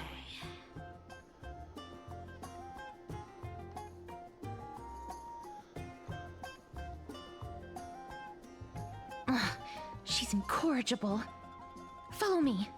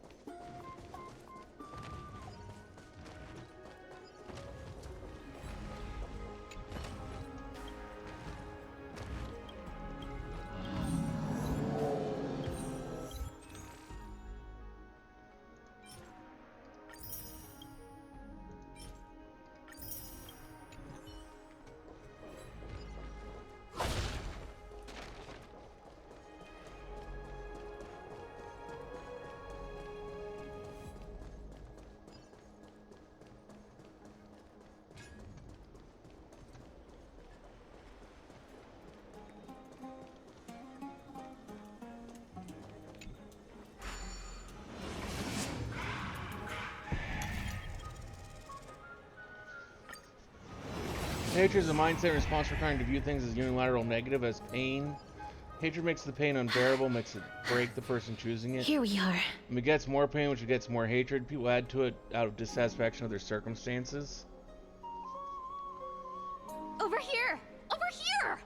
No, not that way! This way! Come on. If I really wanted to hide, you'd never find me. So relax, you two. No need to get your hackles up. I'm not that scary, am I? Meow.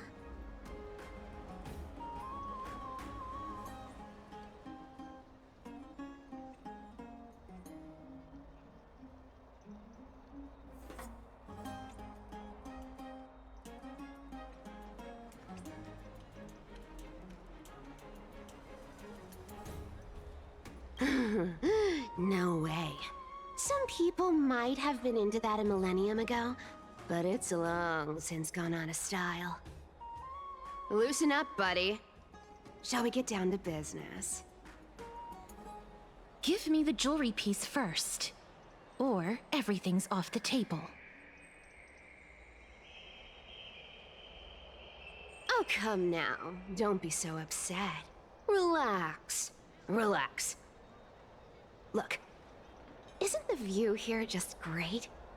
You can see what everyone is doing and where they're going, and they won't even know you're here. Now that we've broken the ice, let's get to the point. Everything I've said so far has been a joke. I'm inviting you two here for 3 things. 1. The seamstress found me and wants me to take you to Styxia to look for the Death Titan. 2. The Council of Elders also found me and wants me to make sure the core flame of Thanatos ends up in their hands. And last, but not least, I'm telling you that I'm not interested in doing either of those things.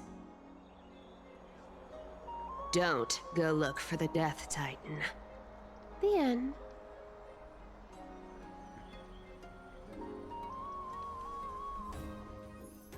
Wow, this is some high-quality stuff.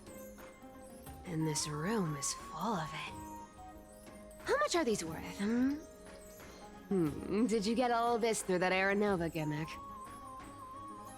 Some of it is family fortune, while the rest came from my business as a dressmaster. Don't liken the flame chase work to your shady dealings. Wow. I should have busted down your door instead of going around like a thief. Well, spill. Why are you giving me so much money?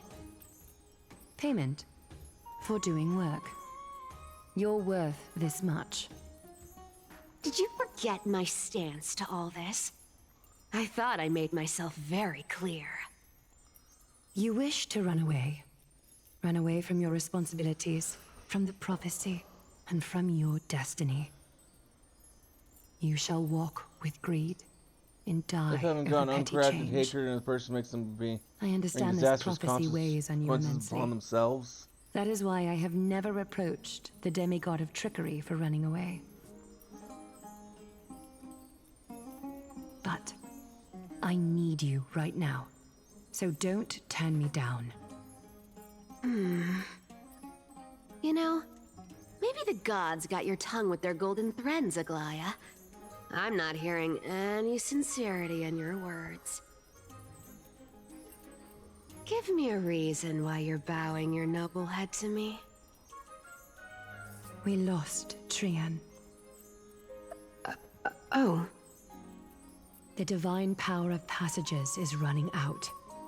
I need another demigod to escort Castoris and help her fulfill her lifelong wish. Oh, I get it now. You're sending Castoris to her death. And you want me to die with her. This is Castoris's own request. I have never seen her so determined. She brought this up herself? You're not pulling my leg. She's also made up her mind to leave her confused past behind. As will you, Cypher, when you finally make up your mind. Don't be so sure. Time is hard in the likes of you and I. But Castoris remains pure as driven snow. She can always turn back before the end, you know? Maybe she'll remember Trian's sacrifice.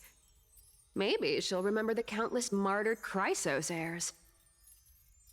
Maybe she'll remember you, with your one foot in the grave. I ain't as optimistic as you about what she'll want to do. Tell you what. Why don't I take this room of treasures as a security deposit, and we make a bet? Go on.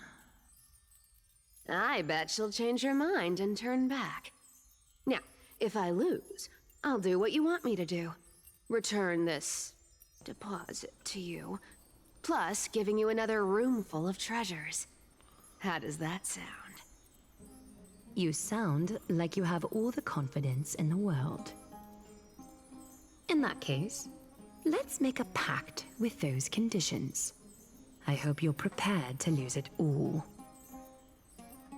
In conclusion, I want to win. So I hope you two can give up on going to Styxia. I'll give all the treasures in that room to you. And you can split it between yourselves, however you want. What do you think? Tempting, right?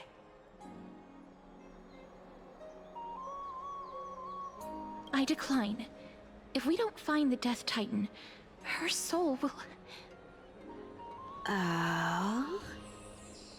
I can't go It's into the enough for a person details. to carry condemnation in their heart, or evil, anger. Same principle as karma.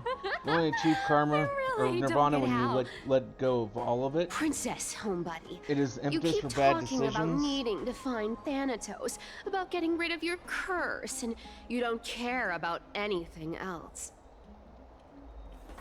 But did you ever live for your own pleasure? Even for just one day? What are you trying to say? I'm saying, contrary to your beliefs, Aglaia didn't take you in just so you can die for her Aranova. The flame chase journey walks hand in hand with sacrifices. Isn't that why you're always running away from Lady Aglaia? Fine. Never mind. We all have our own problems. I ain't gonna say anything anymore. It's not like I was gonna honor that bet anyway. But listen to me. Styxia is no tourist destination. Sure, the treasures buried in there are 10, no, 50 times richer than Aglaia's vault. Yet, I've never been there. And I never plan to. Because even a demigod can't be sure they can walk out of that place alive. And now I'm supposed to escort you to Styxia. Sure. Pay up.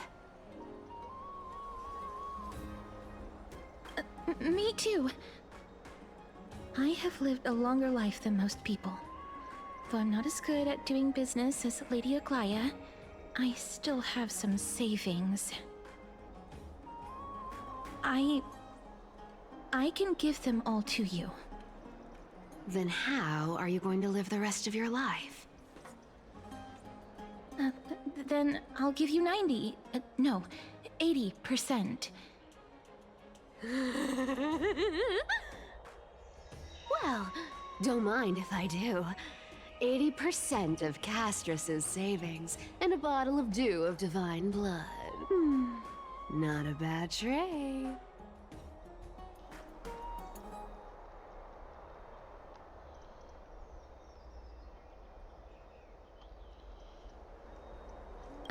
Okay. I didn't know you hold grudges, Gray Mystery. Here! Catch. Be careful with that! A minor change in plans, though. Don't go to the bath tomorrow. Come look for me at Akama's city gates instead. So, why are you changing the meeting place? Oh, nothing They really. try to hurt other people Just a with the bit person they hurt the most is scared of the themselves seamstress's for frosty not being okay to face. leave their fellows in I peace. wouldn't stay a second longer in Akama if it were up to me. Well, now that we've struck a deal, why don't I give you guys a lift back? It's gonna be a long ride. So have a good rest.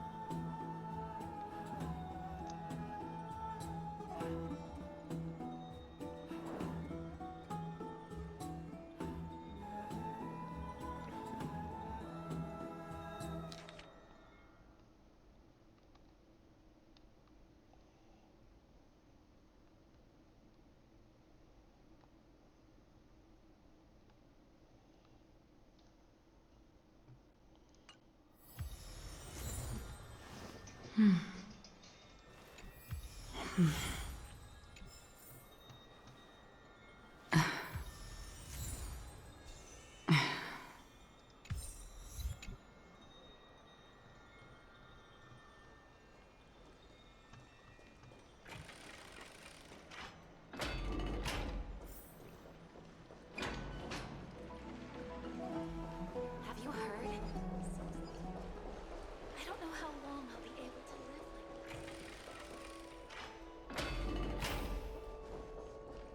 like How far am I having to travel here? I'm having to travel ways. Teleportation's gonna be better for that than.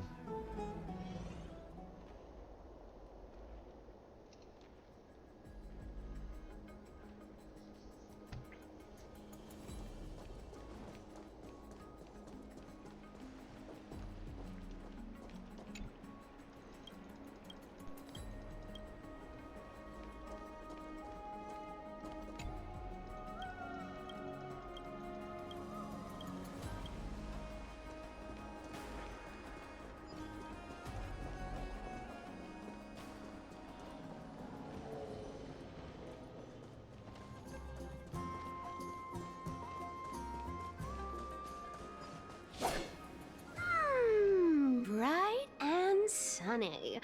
Just the weather for farewells. You're here. Totally. The trio team is the best set up to reach the finals. No need, I already told her. She's fine with it. You sure know how to put me in a spot, Castorus. I need to travel with you, but I can't touch you. What a bother. Sorry. Aw, I was just teasing. Don't take it to heart. Did you know that the legends say you have to put an obol into the mouth of the dead or over their eyes if you want them to successfully cross the River of Souls and enter the Netherrealm? That's the fairy fare for entering the Netherrealm. However, I honestly won't ask you to pay this time. I'll pay. And then we'll just have to go through the motions.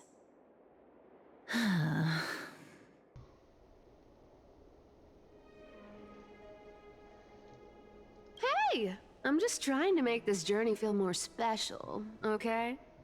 Don't read too much into it. Alright, pass me the coin. It's time to get the gods' powers going. A fleet-footed trip to the Netherrealm, here we come. Oh, one last thing before we go. I gotta give you this piece of advice. Especially to you, Princess Homebody. You can't catch the wind by waiting. You only live once. So make the most of every moment you have. Get ready. Be steady.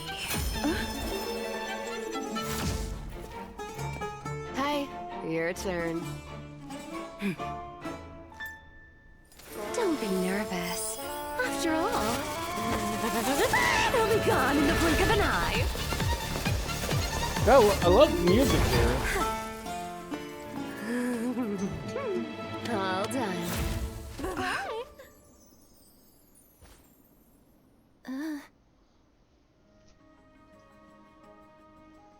Are you feeling all right?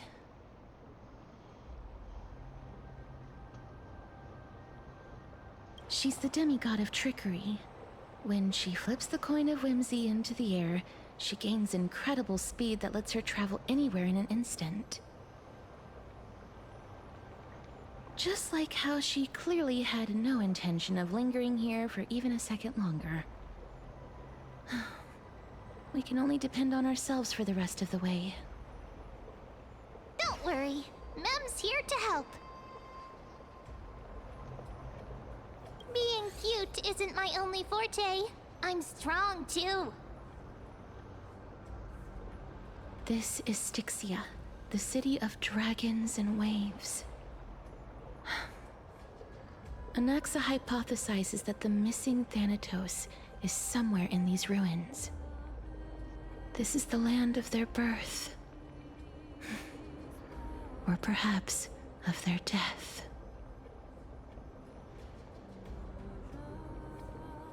Anaxa had used a secret alchemical art to temporarily fuse his soul with Circe's and Kephae. And when he was on the verge of death, he was pulled by Thanatos and caught a glimpse of the flowing river of souls. This alchemy, considered a sacrilegious act, might actually make the souls of mortals and titans attract each other.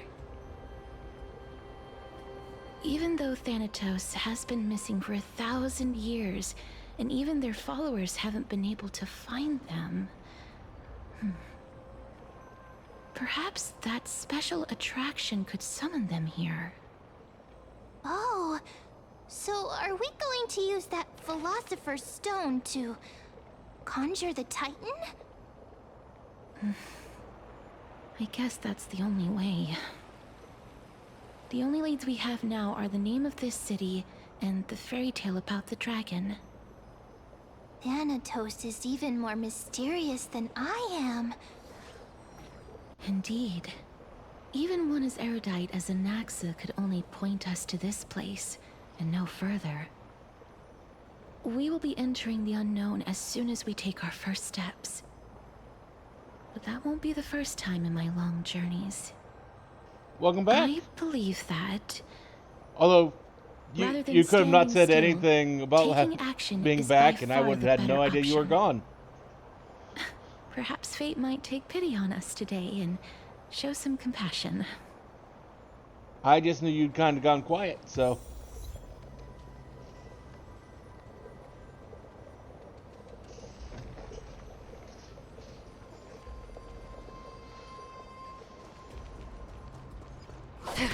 Go back whence you came. Go back. Ahead lies the realm of the dead.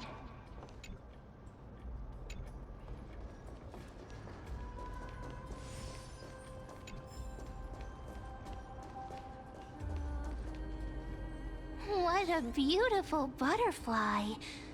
Is it talking to us? This is a eulogistic butterfly. They are found in places where many have met their demise.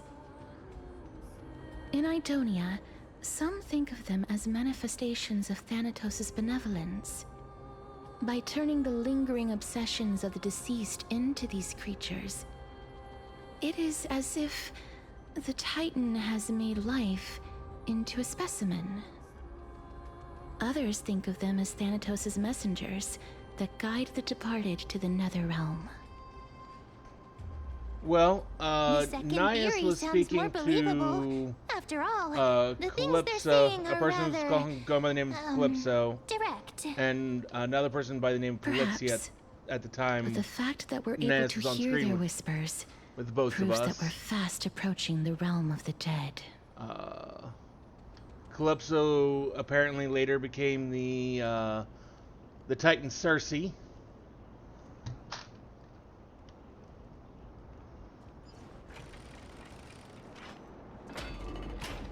These shadowy figures, are they illusions reflected by the River of Soul? Mommy told us to go ahead first, but she's still not here yet. 1, 2, 3. I don't even know how many days have passed since then. Well, it was rejection Perhaps of Mommy a will be memory back of his. once you finish counting the days on all 10 fingers. 1, 2, 3. It's been much longer than 10 days since we left Mommy. Strange. For reflections in the River of Souls, they seem oddly... Do you want to buy any fish? Huh? He can see us? Wait. More living people. I'm not selling my fish to living people. You lot are too shameless. Buying fish without paying. If I ever see her again, I will... Could it be that... you're all dead souls that never achieved rest?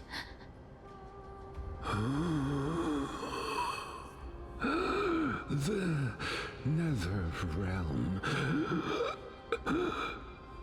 does not exist.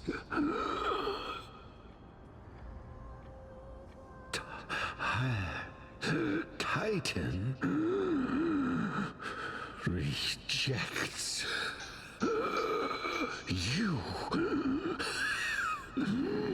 Me. Well, I mean, that's an interesting concept, but that also was not what was happening for him. Do you want to buy any fish?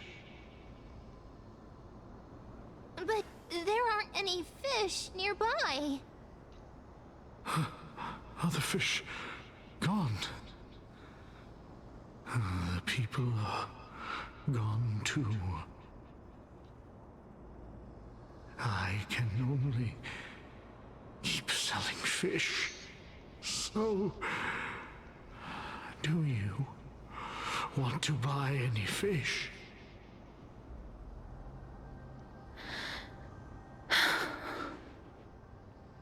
Apologies. I don't have much in the way of savings, but perhaps there's another way for me to release you from your suffering. Please relax. May you fall asleep peacefully amid a gentle field of flowers.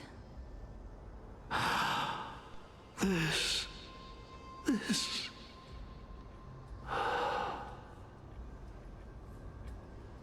I knew it. These people aren't illusions. They're the souls of the deceased. They're supposed to reach the end of the West Wind by floating down the River of Souls. Yet, they have floundered upon the shoals of the stream, unable to move forward. Did Thanatos reject them? Or perhaps they didn't really die at all?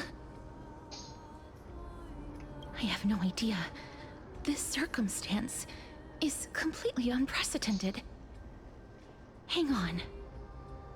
Didn't he say more living people? So that yes, means he did. He's seen other members of the living apart from us. Could it be that these souls are stuck here due to someone's deceit? If something is done out of goodwill, are you really gonna call it deceit? Goodwill? I can't see anything good out of... Wait a minute. Lady Cypher? That's me.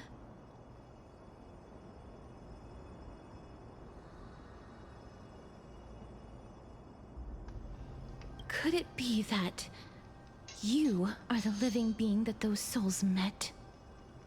I couldn't take their behavior anymore. So I stole some things here and made up some lies there. Just trying to give them something to look forward to, you know?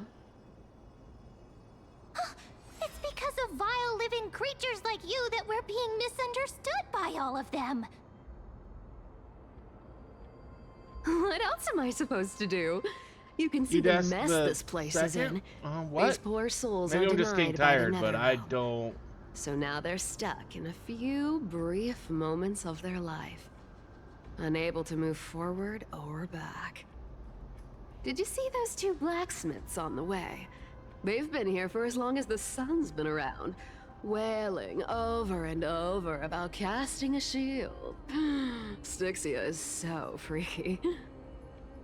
Then why have you come back, Lady Cypher? Hey, I'm not here to aid your adventure. I hate water more than anything else in this world. Especially that stinky river of souls. But, I just discovered some stuff before I left. And I reckon you should know about it. It's about that boy who defied death. I found traces of him here. Lord Mighty? Oh, right! That's his name. Well, now you know. As for whether that info is actually useful, that's for you lot to figure out. So long, Princess Homebody. So long, Grey Mystery. Huh? She disappeared just like that? Lady Cypher has always been a free spirit. In any case, she has brought us some valuable information. If Lord Mighty is also somewhere along the river shoals right now, then he will certainly become our signpost. After all, he's different from those wandering souls. He will find his way, even in the realm of the dead. Don't worry, it's time for me to shine. Orynyx's rune of recollection is nearby.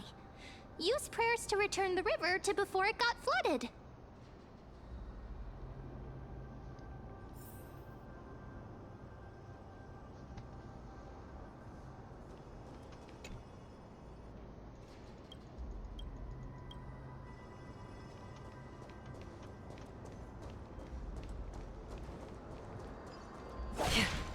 Hey, over here!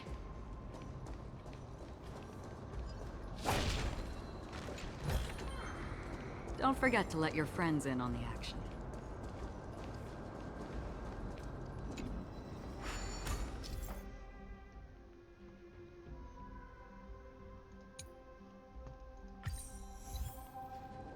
Orynyx's miracle has appeared. Amazing! It's like we're inside a giant bubble. Even the river got parted.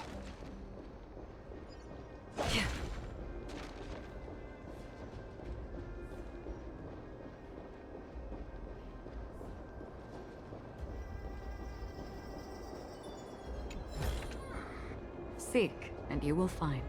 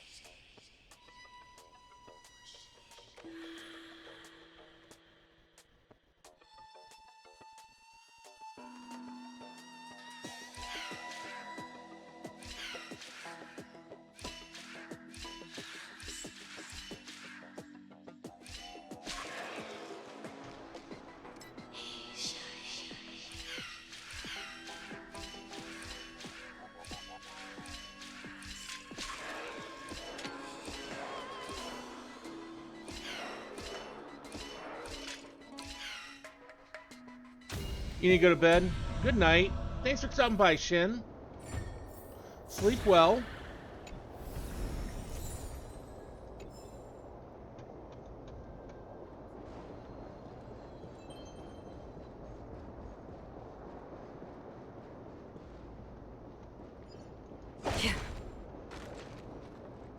Huh. So this path actually didn't exist back then?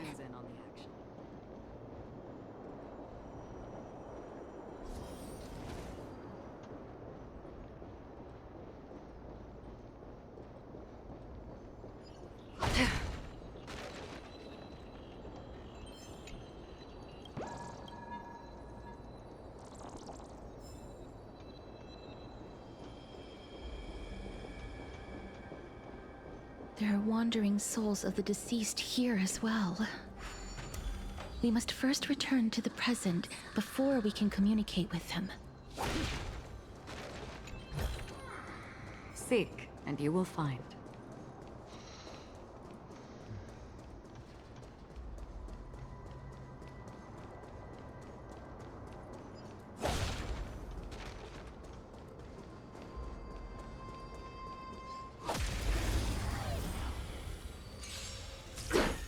May as well kill him. Minor nuisances, so.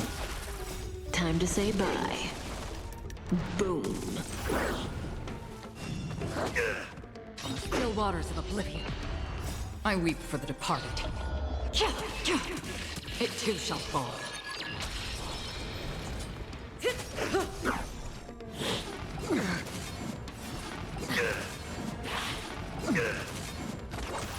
Relax.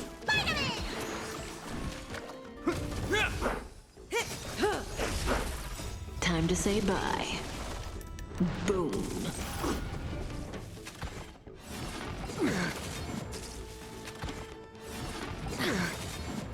A will forged in ice never falters! Stand still.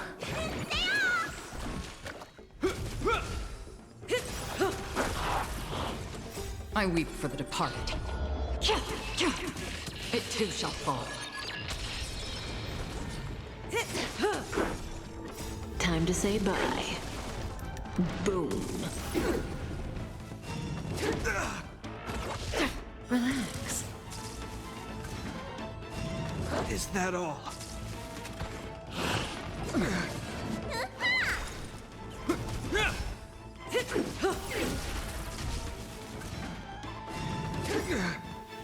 A will forged in ice never falters!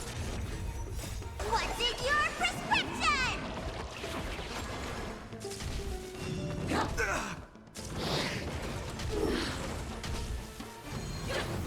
bad. I weep for the departed. It too shall fall. Another blood debt repaid.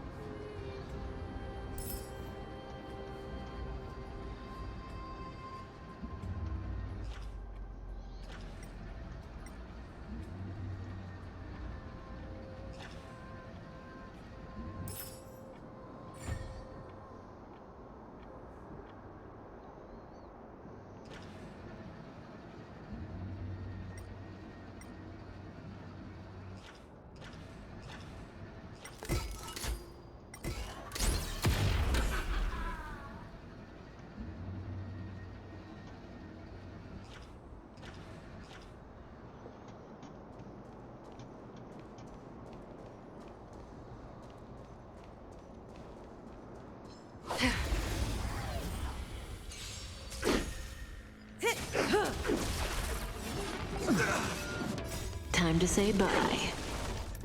Boom. On the still waters of oblivion, I weep for the departed. It too shall fall.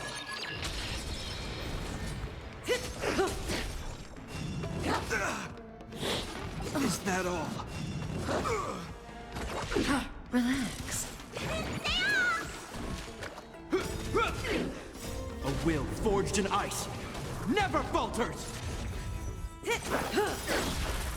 Time to say bye. Boom. Is that all?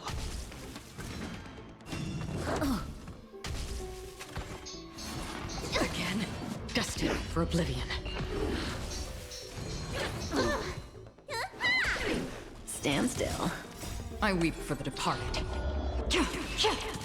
It too shall fall.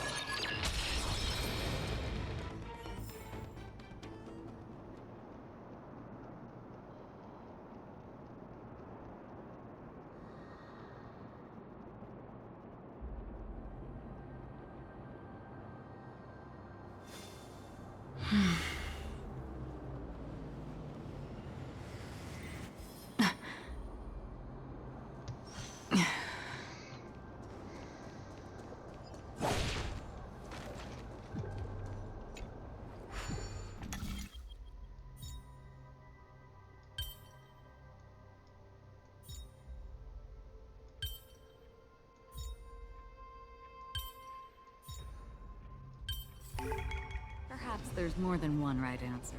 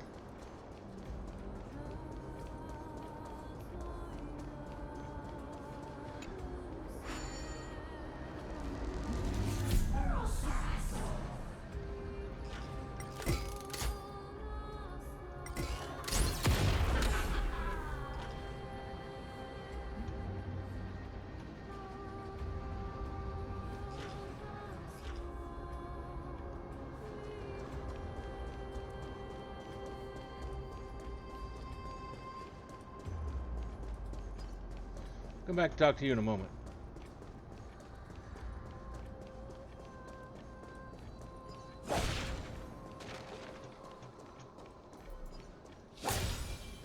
Storm's on the horizon.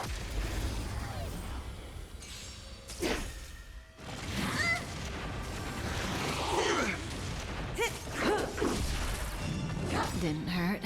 Time to say bye. Boom. On the still waters of oblivion, I weep for the departed. It too shall fall. Is that all? Relax.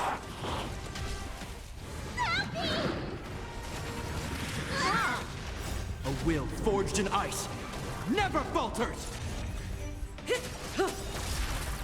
Time to say bye. Boom. Destined for oblivion.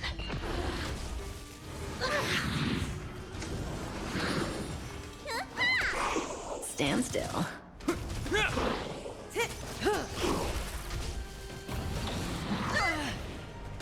What's in your prescription? On the still waters of oblivion. Relax.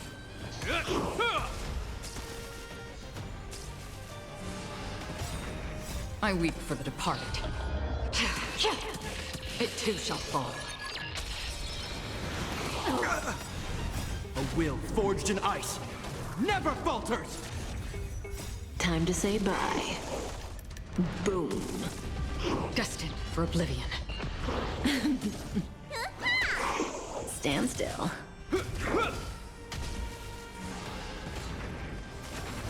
How familiar. On the still waters of oblivion.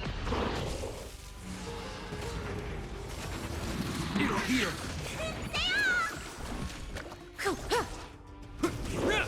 Relax. Time to say bye. Boom. I weep for the departed. It too shall fall.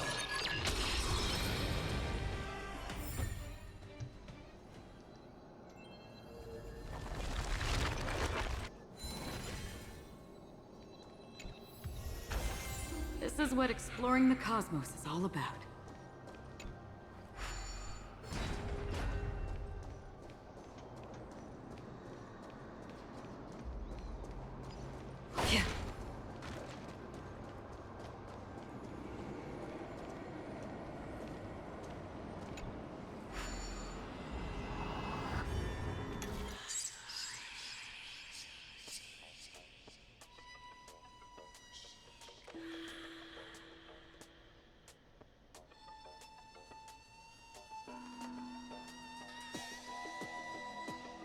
One, 2, 3, 4, 5.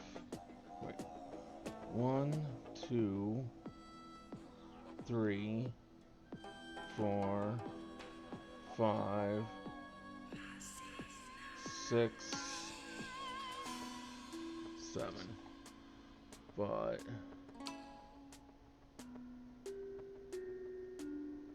we go 1.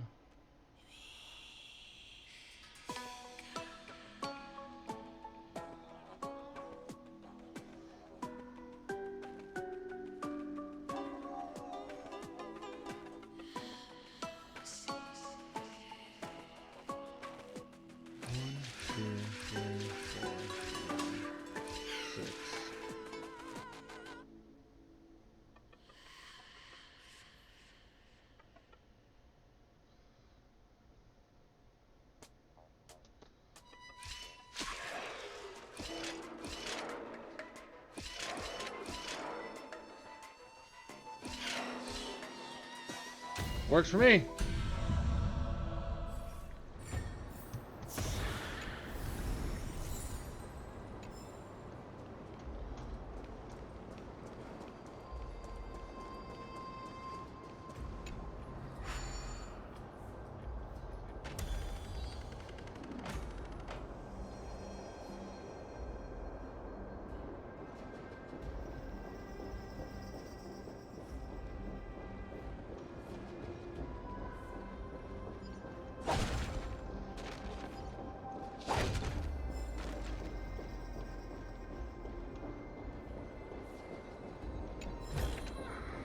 Don't forget to let your friends in on the action.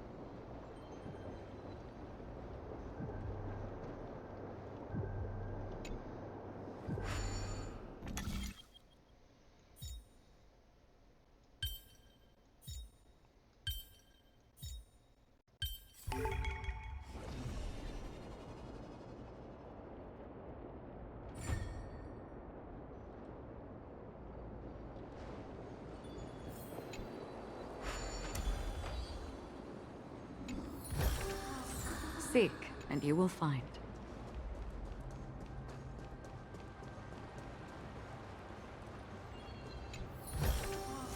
Don't forget to let your friends in on the action.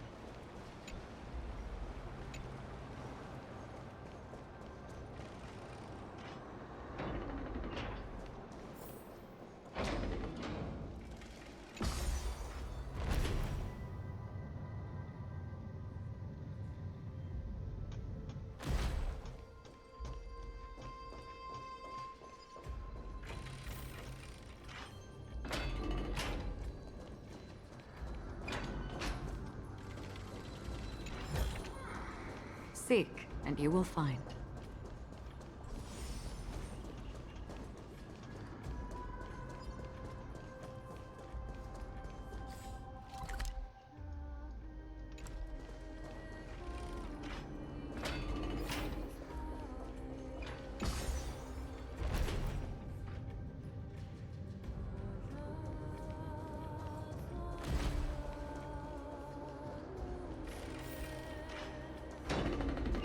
I have a quick question here.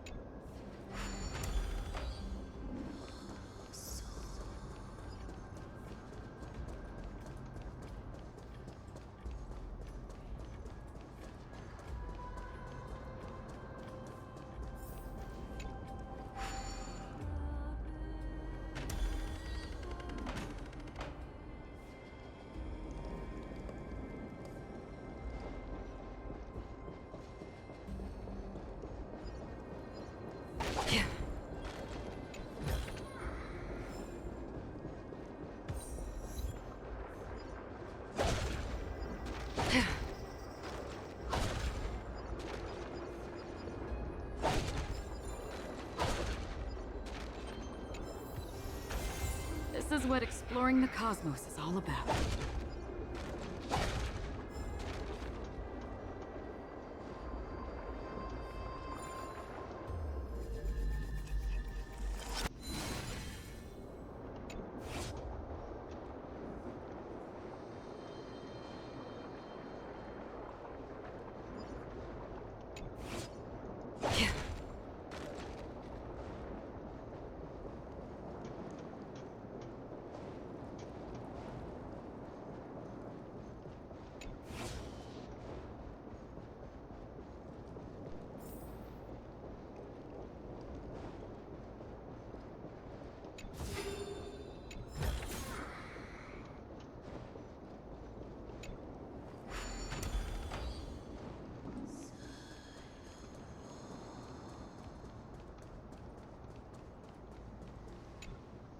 Ah, by the looks of it, you must be the foreign warriors that the Queen had mentioned, right? Since the current campaign requires the utmost care, I wasn't able to make time to welcome all of you. Please, forgive me. Foreign warriors? A priestess, a warrior, and a divine beast. You look identical to the blessed saviors that the Queen described. What? A campaign? Who are you campaigning against? Nobody knows, as of now. Of the scouts that went ahead, only one has managed to return. He says that the land ahead is a forbidden land that should not be approached, as it is the doorway between the netherworld and the mortal realm. As for the rest of the scouts, they've completely lost their souls and are decaying by the day. While there is still dissension within the city, the scholars agree that this calamity was so unprecedented that it needed to be given a new designation. An unprecedented calamity. Could it be death? It seems that you have indeed heard about this. Well, death is just one of the possibilities. It's too early to come to a definitive conclusion. A world that has never seen death. Looks like these people lived in the Era Chrysia before the Calamity Titans descended upon the land. May I ask, where is the scout who managed to come back? So he returned to Styxia. He only had enough left in him to last no more than half a day. However, it was his intel that convinced us to rally together. He said that he witnessed the demonic specter of an evil dragon at that treacherous land. The apparition opened its giant maw and devoured everything in sight, and thus brought Styxia that thing called death. Styxia. An evil dragon that brings death. It all sounds rather familiar. Wait, wasn't this part of that fable? Sir, could I ask how the Queen and Princess are doing? The Queen?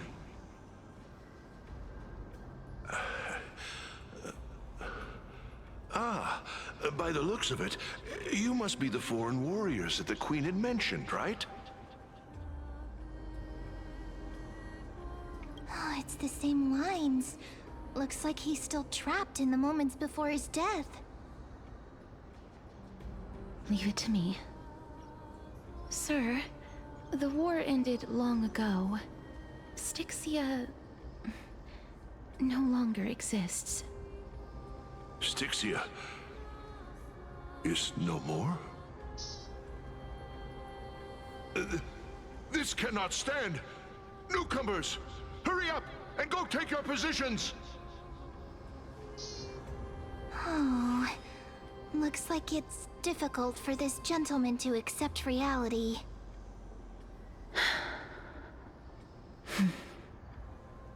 Sir, I am the Maiden of War, sent here by the Queen herself.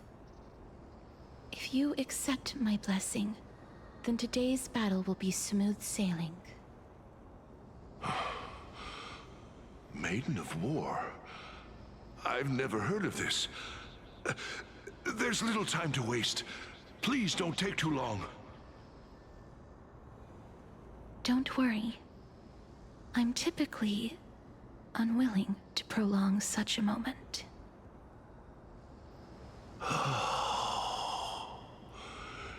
Is it over? Have we won?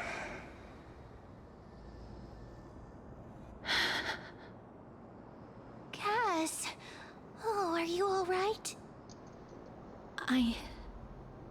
I'm fine. I just didn't expect that I would still have to embalm others, even in the realm of the dead. Is this a remnant of his soul?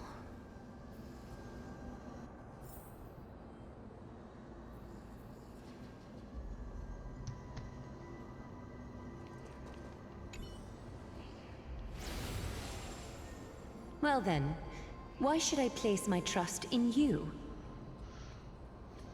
Holy maiden from afar.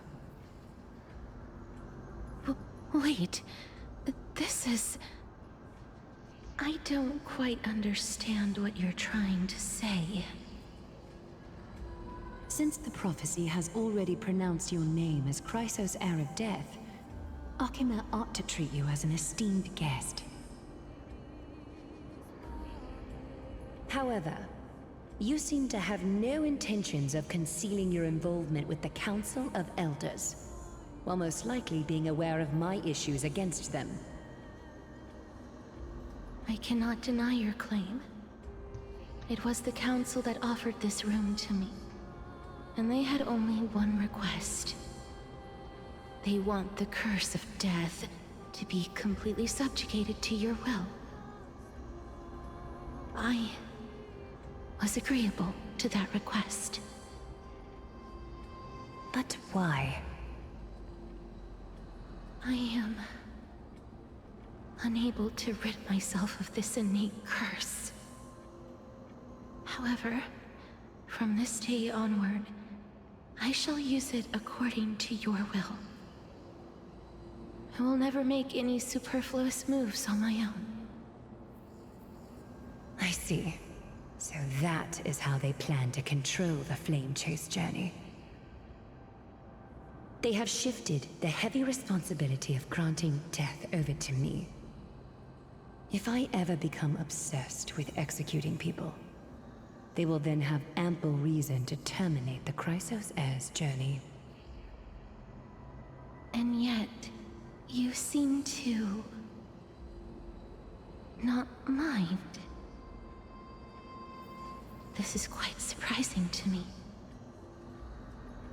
That's because the fate that we were born with is a burden far heavier than that of an individual's life.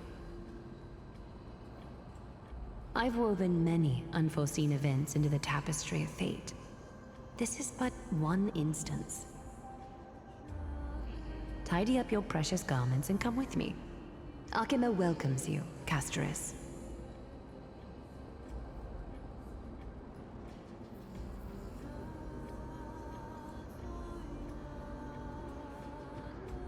I didn't think we'd find vestiges of memory here.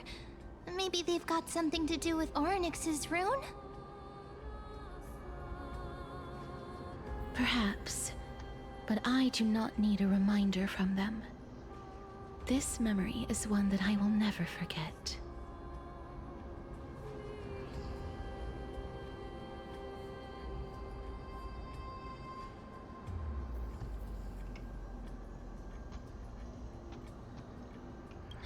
Indeed.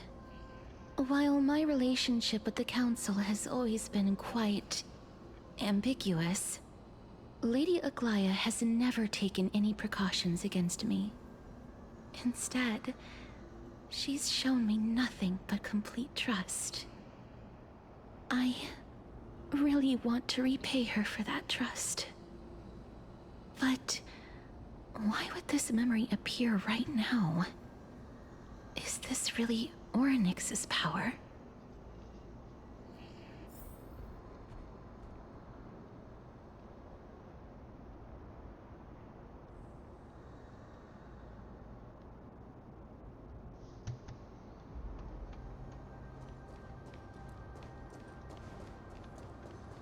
Could these dead monsters actually be...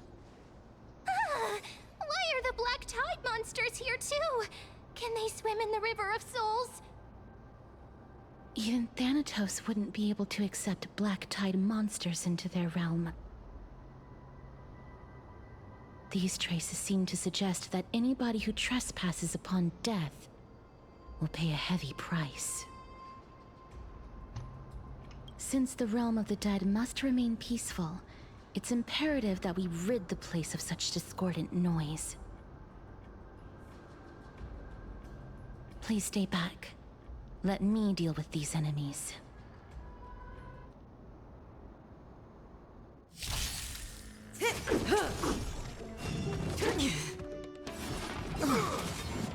A will forged in ice never falters! Didn't hurt. Destined for oblivion. I weep for the departed.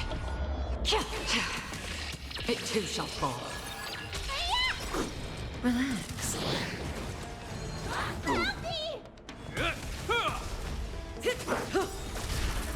Time to say bye. Boom. On the still waters of oblivion. Another blood debt repaid.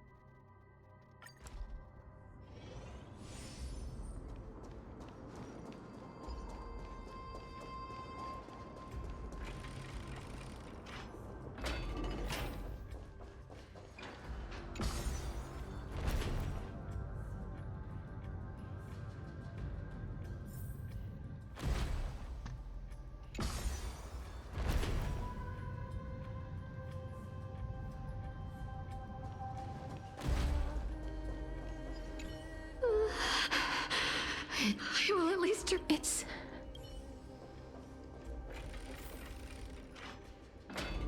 Oh, this place. Must have been a beautiful courtyard in the past.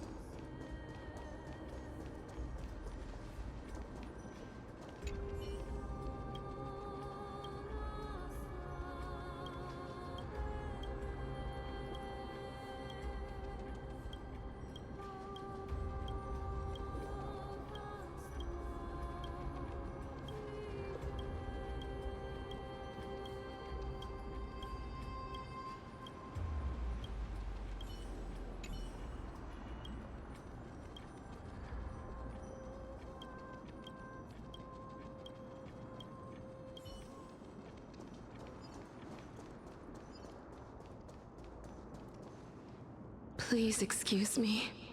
I am but a scholar from a distant land who had the misfortune of falling into the River of Souls and turned into a member of the dead. Huh? This one seems to know that she's already dead.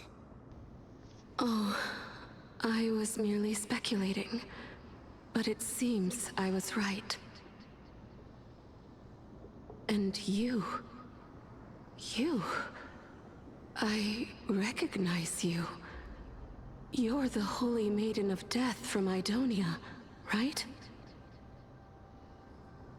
I'm sorry. I cannot bring you back to life. However, should you desire it, I can end your prolonged limbo. I'm well aware of that. Even if you were able to revive me, I would never choose that option. That's because I didn't fall into the River of Souls by accident. Instead, I leaped into it to seek my death. Why? That seems If a you bit could weird. see the life I've led, then you would not reproach me so. My life was far too miserable. But I did not expect things to stay the same even in death. What a joke. In escaping my mortal life, I've entered a millennium of pain instead. Circe's above. What cowards humans are. For we fear both life and death simultaneously. I'm sorry. I'm also powerless to answer that question. That's all right, Holy Maiden. At least you are able to respond to me. Please, grant me death. Circe's above. Does this count as thinking till the moment I die?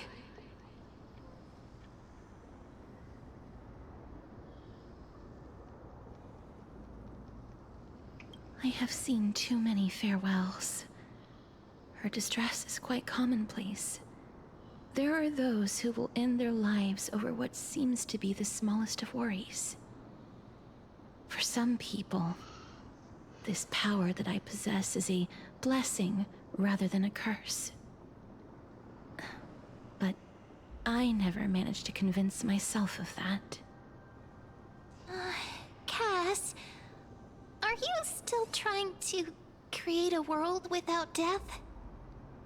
Yes, because when placed under time's vast scales, there is no worry in this world that cannot be solved. This is a wish that I've held for almost a millennium. My mind might have changed once upon a time if people managed to strike up a friendship with me. But I've never been more firm in my conviction. Now that I've learned about your near-death state,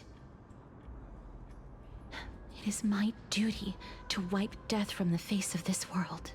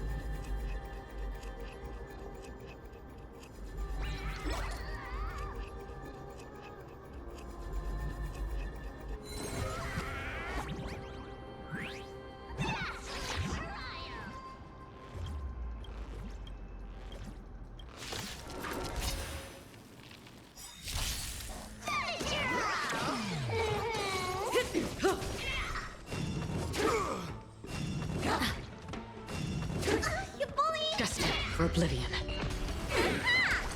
Stand still. I weep for the departed. It too shall fall. A will forged in ice never falters! Time to say bye. Boom.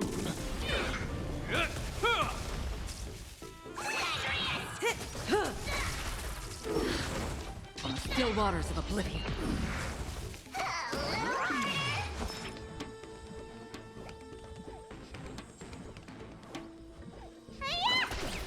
Relax. Say bye to breathing. Free will, or was it fate? Stand still.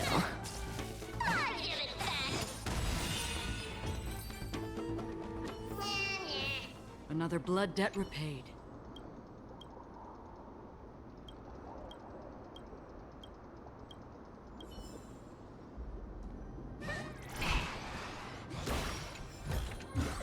Seek, and you will find.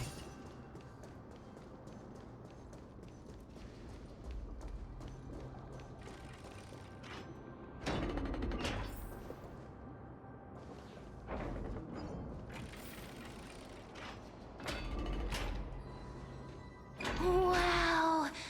This place is so spacious. Is this the kingdom's vault?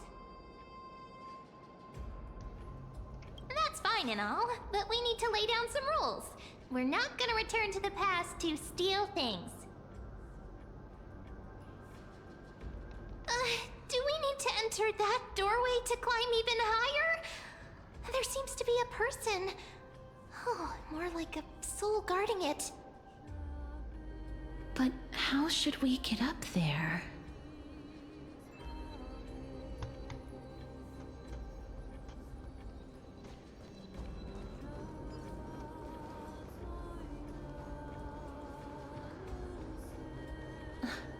The path is blocked yet again.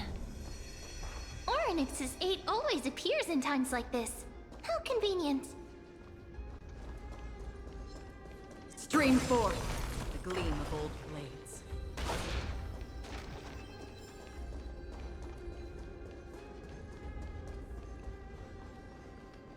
Look, there's even a platform lift over there.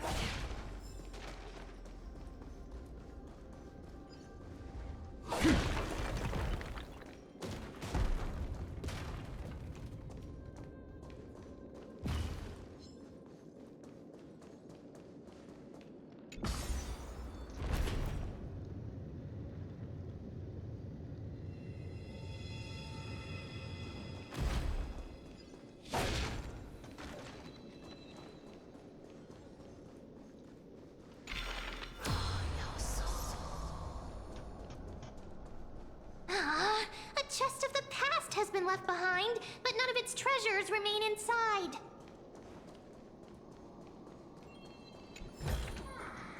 Don't forget to let your friends in on the action.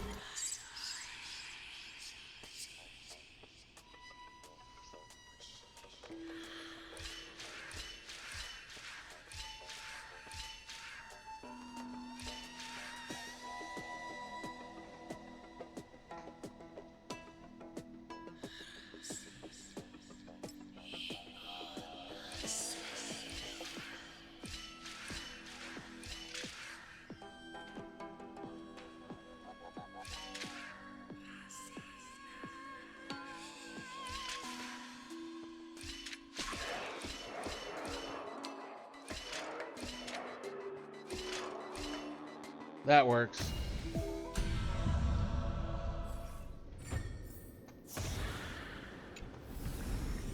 Seek, and you will find.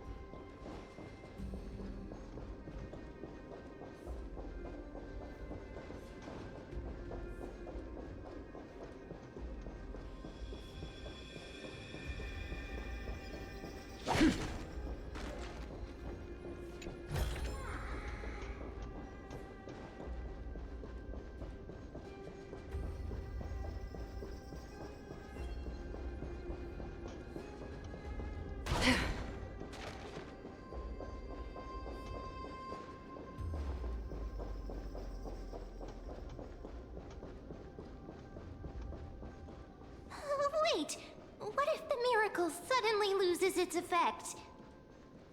Mem, do you really want me to answer that?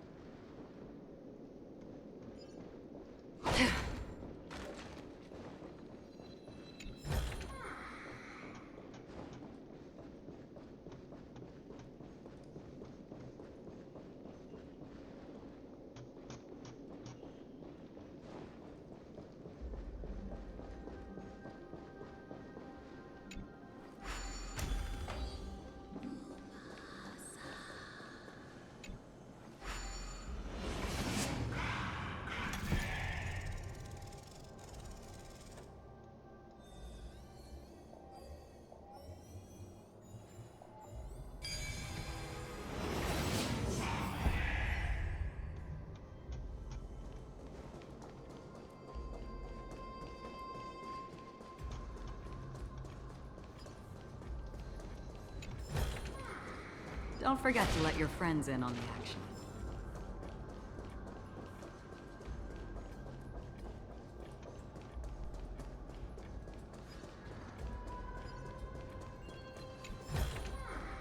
Seek, and you will find.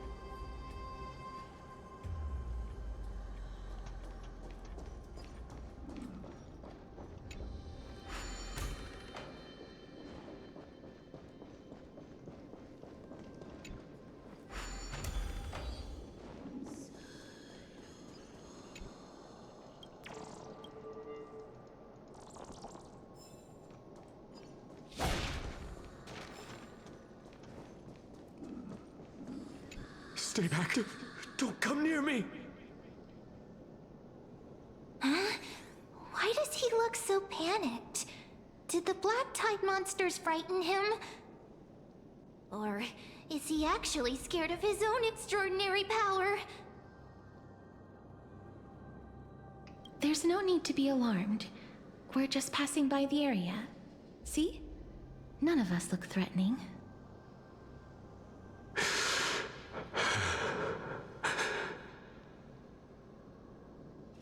You have a point. Although, while this might once have been the royal vault, it's since been plundered empty. So please go away right this instant. You've misunderstood us. We simply heard your shouts as we were passing by, then decided to come over to find out what happened. My goodness. Did I really yell out loud? How rude of me. I'm sorry to have bothered you. I merely saw a warrior. While that spirit didn't harm me, his blows really packed a hefty punch. A warrior? Could it be...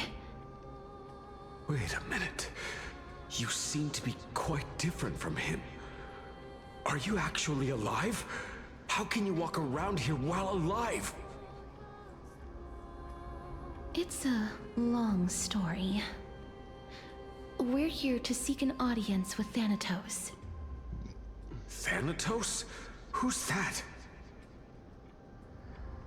Is it possible that he's also living in the era before death descended? Death. Could it be that you are here to defeat the evil dragon Pollux? Pollux? Is that the embodiment of death? According to the warriors under the Centurion's command, that evil dragon has been dead for quite a while. The curse that condemns people to death didn't originate from it. But they saw a girl within the dragon's embrace, and she is the true Reaper.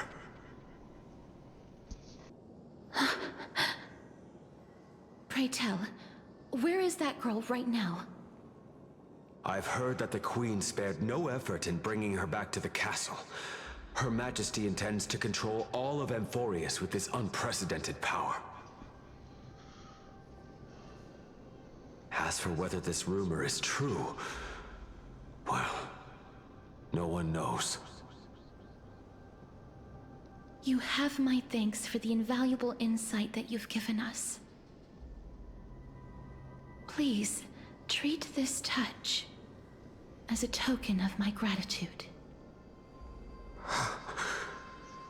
You... Are you...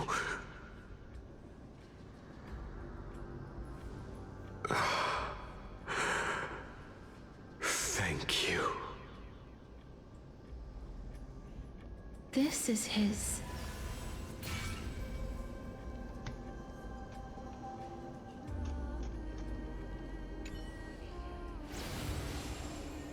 Then you granted him death? That isn't like you. You would have refused even if I commanded you to do so. I... don't know. I did it out of sympathy, believing that I wouldn't be racked with agony, but... I am still in a state of turmoil. Sympathy? Sympathy for that youth who triumphed in every battle? That young man was favored by Talantin, who taught him a move that will defeat any mortal enemy with a single blow and emerge victorious every time. He could rely on that move to always achieve victory during Era Chrysia. However, now that death has descended upon the mortal realm, that divine swordplay also means he can send others to death at will. In other words... You feel that he's similar to you? Yes. Since he can never be inferior to others in martial combat, death would be the inevitable outcome every time he strikes. That's why he approached me and pleaded. Pleaded for me to put an end to all of this. You are perhaps feeling lost from making your peace with death in so abrupt a manner. I have not made peace with death. I've seen the people of Idonia stand tall and proud in the face of death. Even before the fated finale arrived, they were already content with the lives that they'd lived. They had such proud expressions. Expressions that made me believe death would be an insult to these mortals if the concept is truly a power that a god had carelessly cast down upon the world. Perhaps death's authority was never meant to exist in this world. Just like how I shouldn't exist. I won't refute your beliefs for now, but would you be interested in listening to a story of mine? It's a fairy tale from foreign lands, told by the person who brought you to me in that ice field long ago. A tale told by the Queen of Styxia. What? Wait a minute. That means the girl born in the dragon's embrace, the personification of death these souls talked about. That's you, Cass? I've already had an inkling for a while now. But I honestly have no memories of Styxia. My memories only begin after Amunet brought me to Idonia.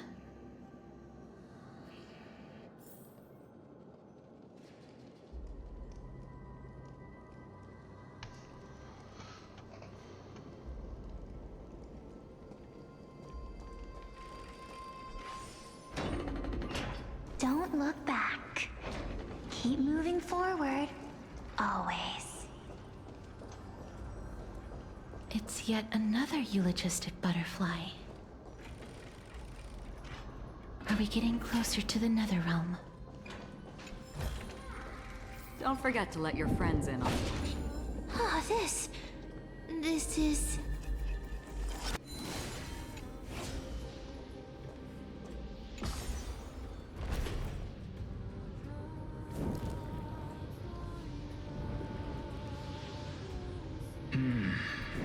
Living ones?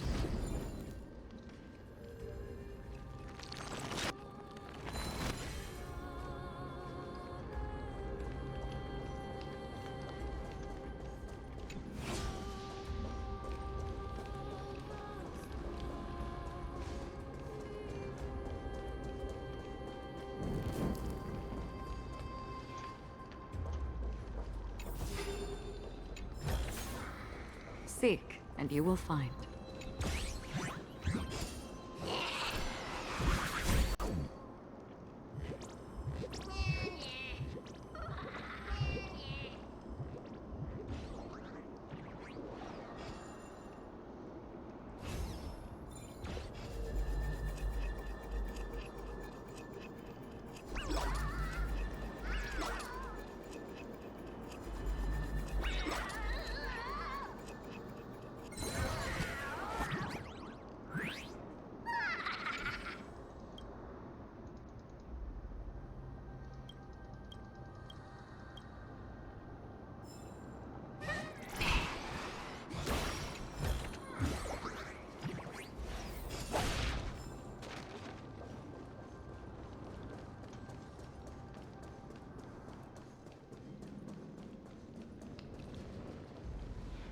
Oh, could you be the scions of Styxia? Did you hear about the great work that I'm doing here, and have thus arrived to give me the last material that I need for transmutation? Great work? Have you heard of the great name of Pollux, perchance?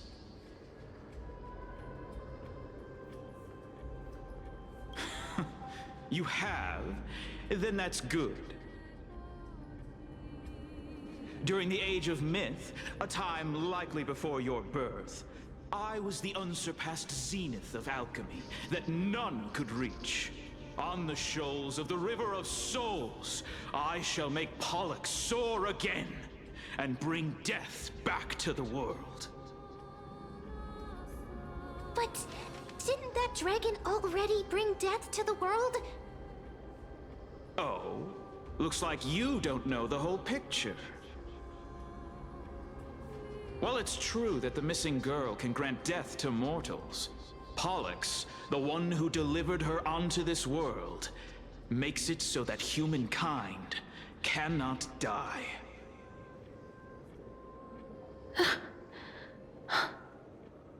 So, it's just as I feared. This is my guess. The deceased are supposed to drift down the River of Souls until they reach the end of the West Winds. But this River of Souls was blocked by Pollux's fall. That's right. That's why it's imperative that I bring the dragon back to the mortal realm and make it soar the skies again. I have long since prepared my alchemical matrix in the tower. Although, I am still missing the most crucial material of all.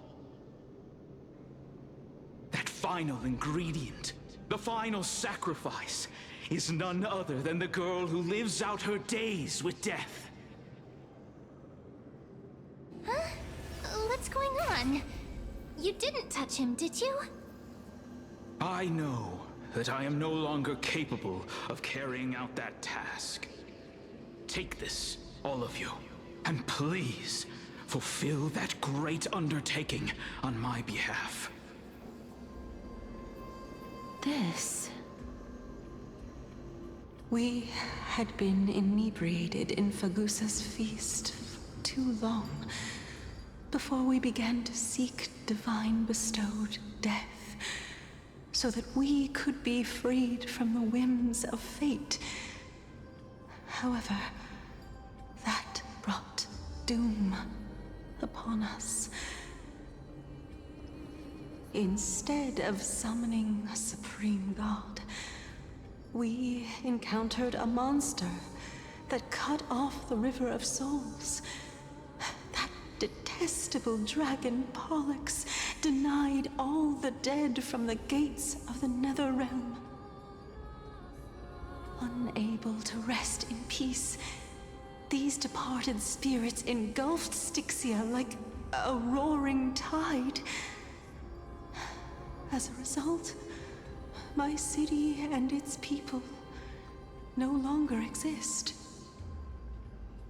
That child is the only person whom I managed to save.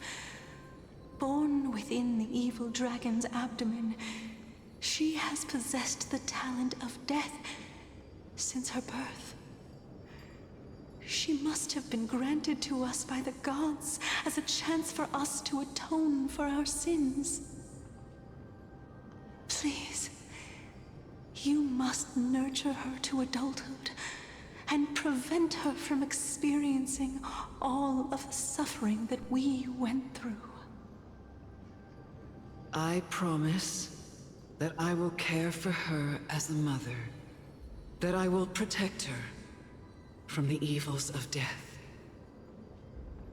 By Fagusa above, thank you for your kindness. As her mother, please bless this child with a name before I am swept away by the River of Souls. Please, let me know how I should address her in my next life. Oh. Like how a transient raven butterfly, a fleeting papilio castor, perches on the twig of death. Castorus. That shall be her name. That's where my name comes from? The sound's back. What is making that ruckus?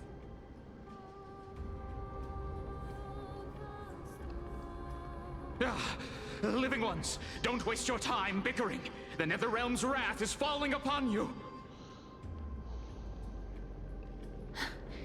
Black Tide creations. When did they... Miss, please fight them with caution. Be careful not to suffer the same fate as those Black Tide creatures!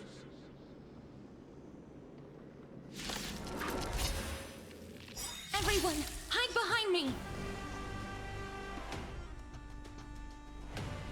Time to say bye. Boom. Is that all? A will forged in ice never falters! I weep for the departed. It too shall fall. Stand still. Oh, there's so many of them. How are we holding up? Time to say bye. Boom.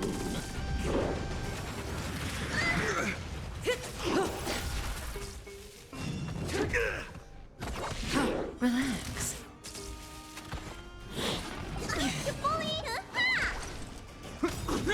Oh, it's a big boss. Will forged I just in ice realized that. never falters! Although we're not doing much damage, we're holding our own. How familiar. I weep for the departed. It too shall fall.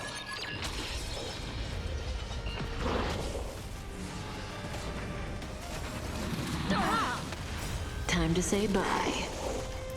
Boom. Stand still.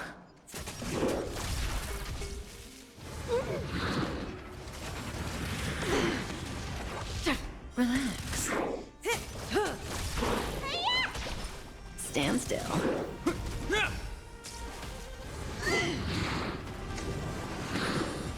On the still waters of oblivion. Time to say bye. Boom. What's in your prescription? I weep for the departed. It too shall fall. Relax. A will forged in ice never falters!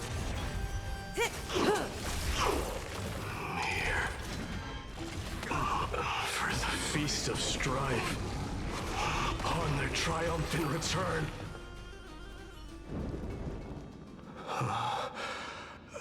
You? Lord Mighty?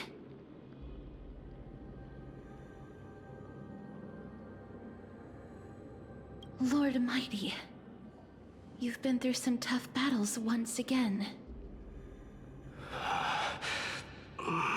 That black tide is endless. My death is only temporary. I will find my path of return and go back to the world of the living and continue my protection. Lord Mighty, I have always wanted to. Why does death reject you? I'm the one resisting it. I must resist the temptation to go with the flow. I'll go against the current and kill my way out of this cursed nether realm. That is my destiny.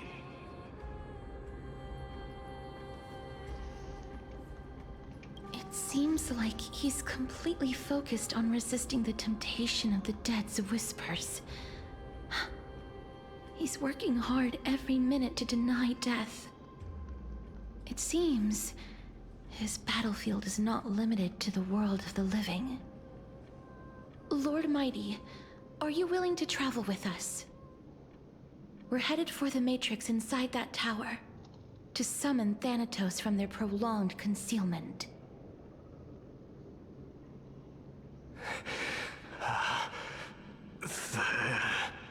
Thanatos. Challenge. Death. That's right.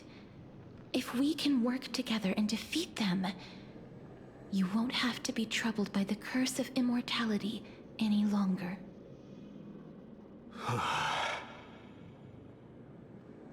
Let's go together, Castoris. Let the person who has brushed against death countless times guide your way. Cass, are you sure you want to do this? The alchemist said he wanted you to be a sacrifice. I'm not afraid. There's no reason for us to turn back anymore. Rather than standing still, taking action is by far the better option. Perhaps fate might take pity on us today and show some compassion.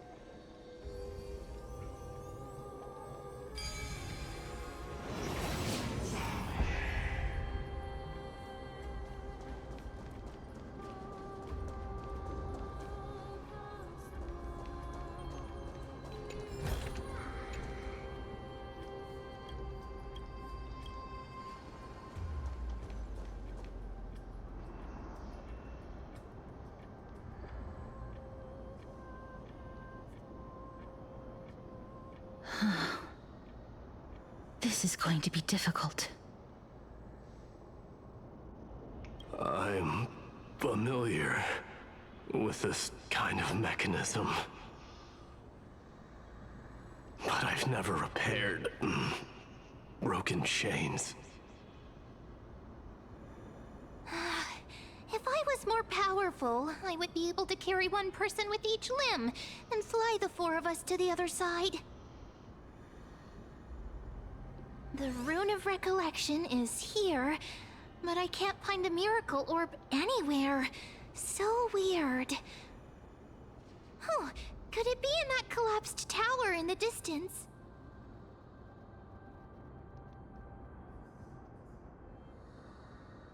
It's still up to me to step up in a crisis. Wait here. I'll go check things out.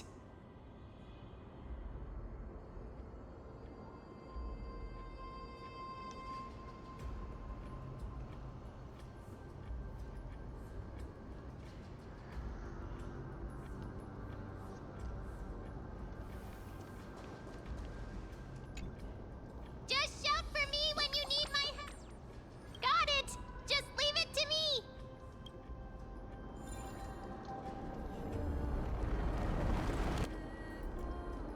Mem did it. The pink squirrel is... The miracle's range is limited. Please come a little closer. Aren't I a good fit for Orynyx's priest? Of course. You're the most competent priest ever.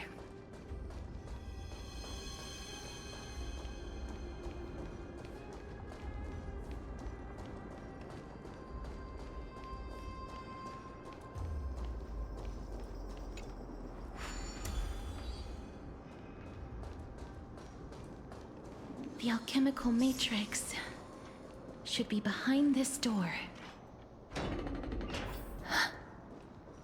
Is that...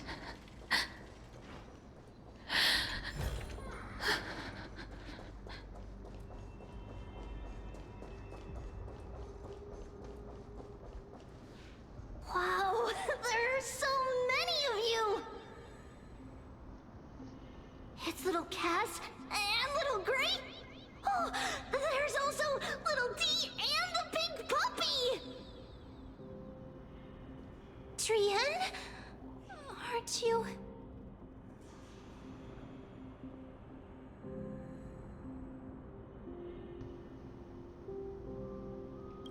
Get what? I'm getting even more confused.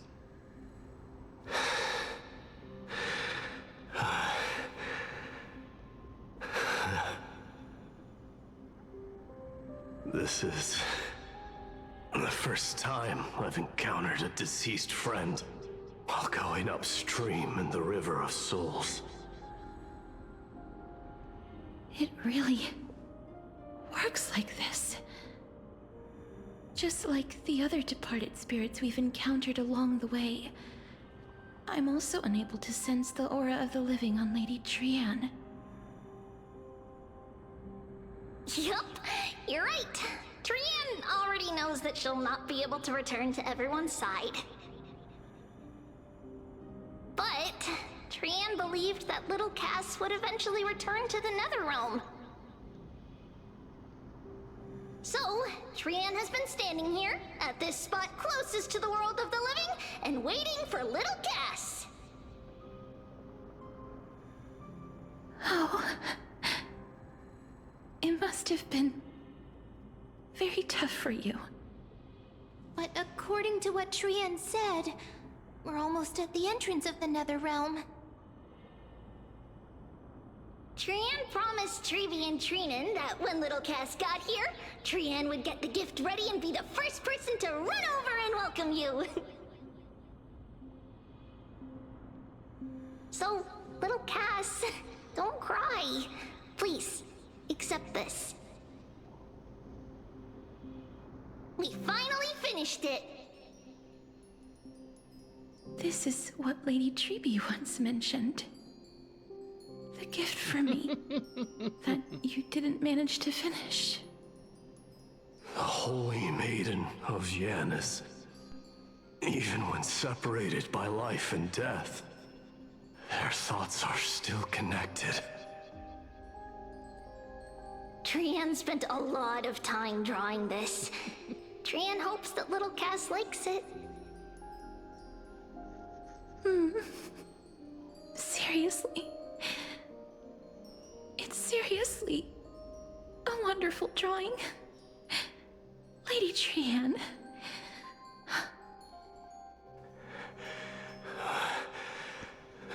This is our flame chase journey. Little Cass, we don't know what your journey was like before. Treeby has always said that it must have been a very harsh and frightening journey.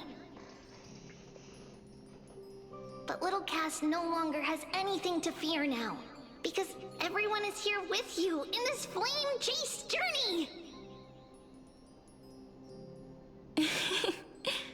That's right. Only now, when I see Lady Trian's gift, do I realize that I've already obtained so many things I would never have dared to dream of since I embarked on the flame chase journey. It's the first time I've gained so many companions.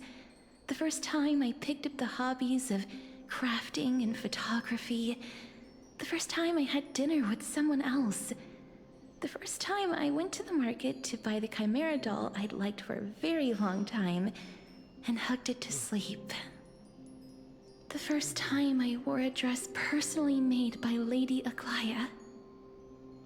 The first time I went for a walk with Lady Treeby, Lady Trian, and Lady Trinan.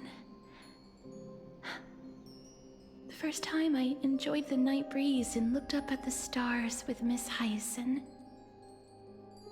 The first time I took care of Dromasis with the Trailblazer.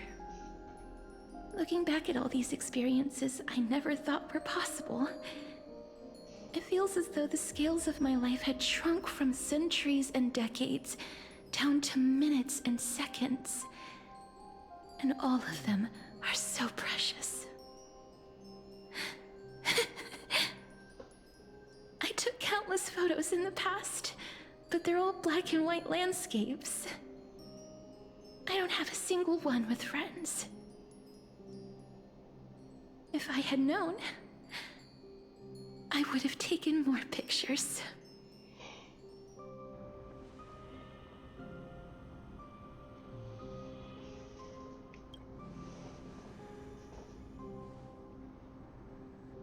Trian says yes!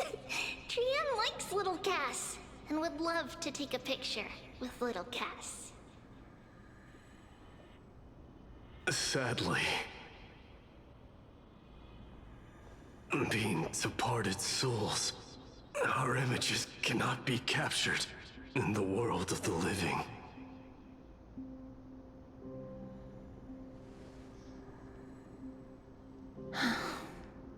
I thought so too.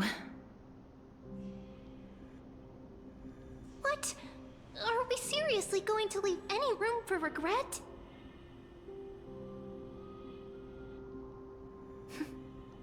There won't be any regrets.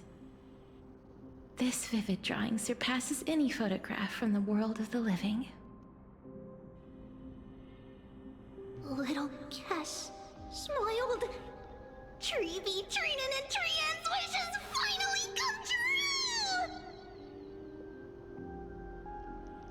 I remember you once said that fate is not the flowers that bloom at the end of the road, but where people tread beyond the gate. Now, the path that belongs to me is about to reach the end. Thank you for bringing me the final key. Key? Little Cass, why are you talking in riddles all of a sudden? I have a feeling that soon, this gift of yours will become the key to saving Mrs. Life. Wow, that's amazing! Then key quickly!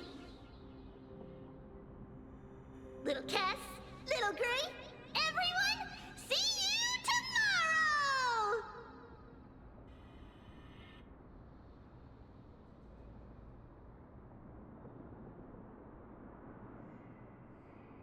Lady Trian. The aura of this place. We have indeed reached the end of the stream of souls. If I go any further, I might lose myself. I must leave now, for the black tide still wreaks havoc in the realm of the living.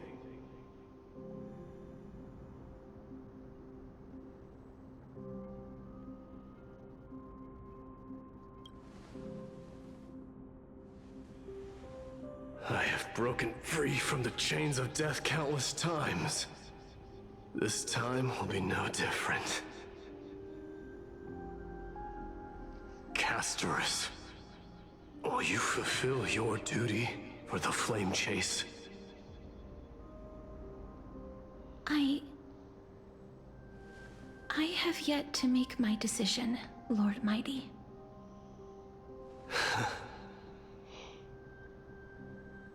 No matter.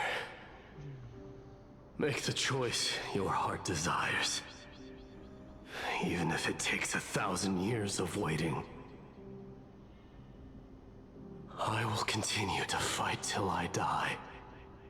Then rise from death. Till the miracle descends.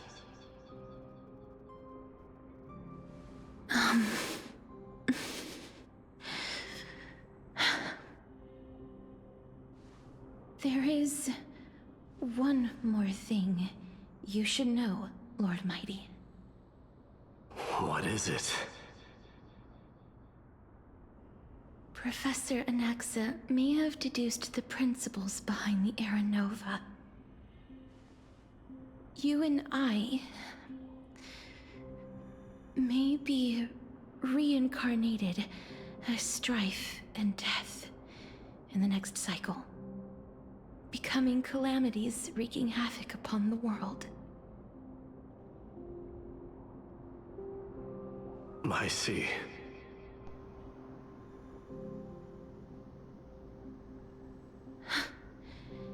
Is that all?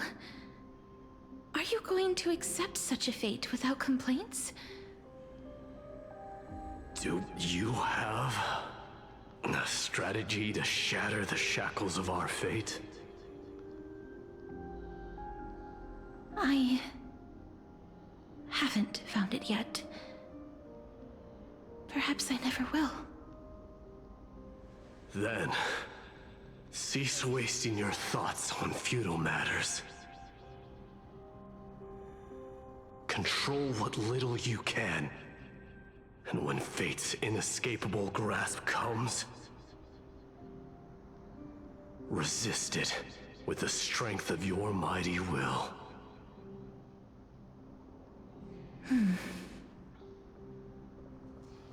Thank you, Lord Mighty. I will find the right decision.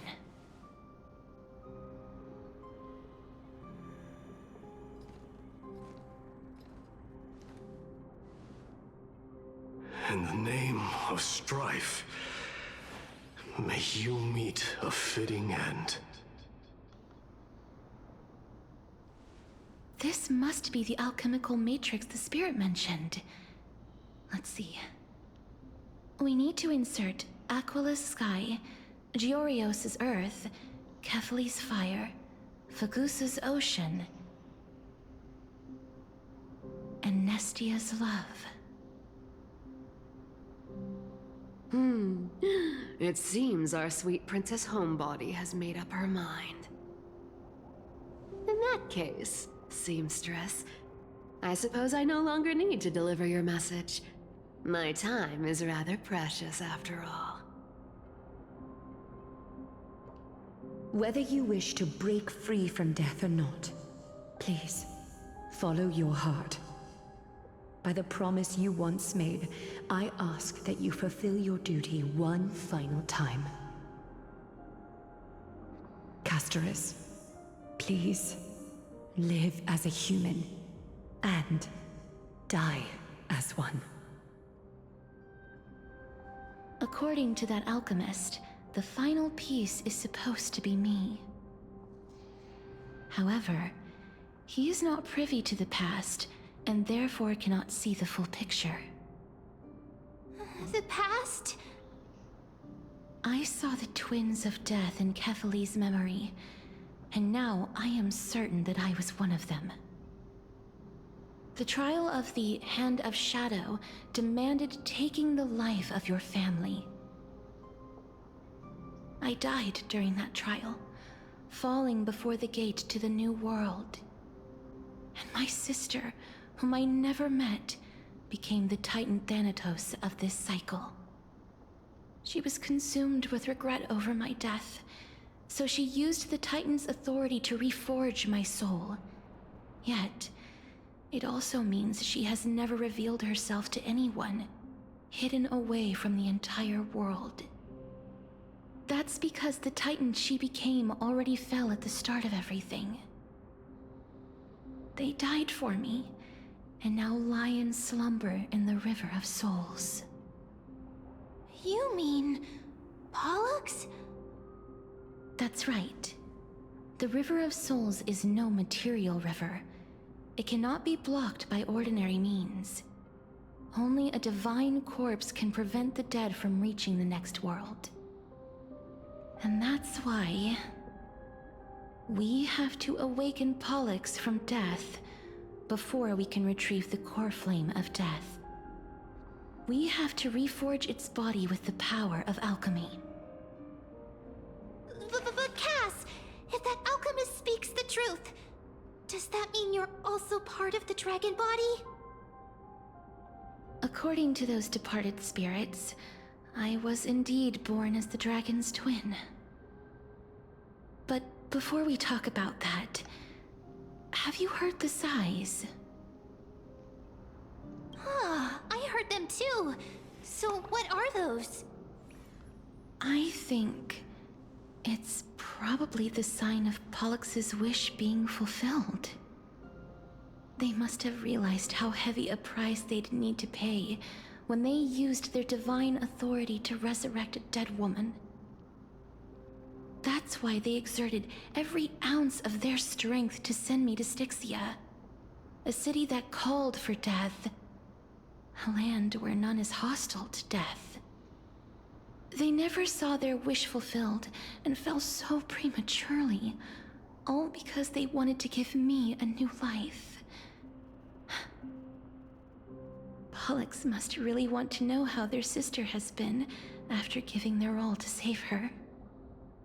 That wish is the reason Pollux's soul still lingers in the mortal realm even after their fall, quietly watching and documenting every detail of their sister's life. So instead of picking up objects on the way here, we were instead showing things to a strand of yearning that lingers here. Now, we must weave these yearnings together and restore them into Pollux's complete soul. but all of this is just a hypothesis, right? What if we go through with the ritual and it turns out totally different? That's fine. As Professor Anaxa often reminds us, such is the nature of alchemy. The true outcome can only be known once the process is complete. This is why alchemy is also known as the miracle of creation. Now, the puzzle of Pollux's yearnings is nearly complete, with only one final piece remaining. I shall reveal what they have been yearning to know in the alchemical matrix. I will show them my whole life since I left Styxia.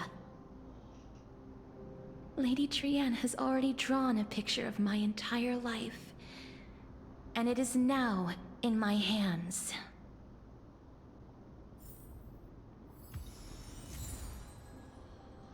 Okay. Well, that's actually where we're going to stop here for tonight because it is getting late and I am getting tired. We will be back tomorrow, though, with more of something.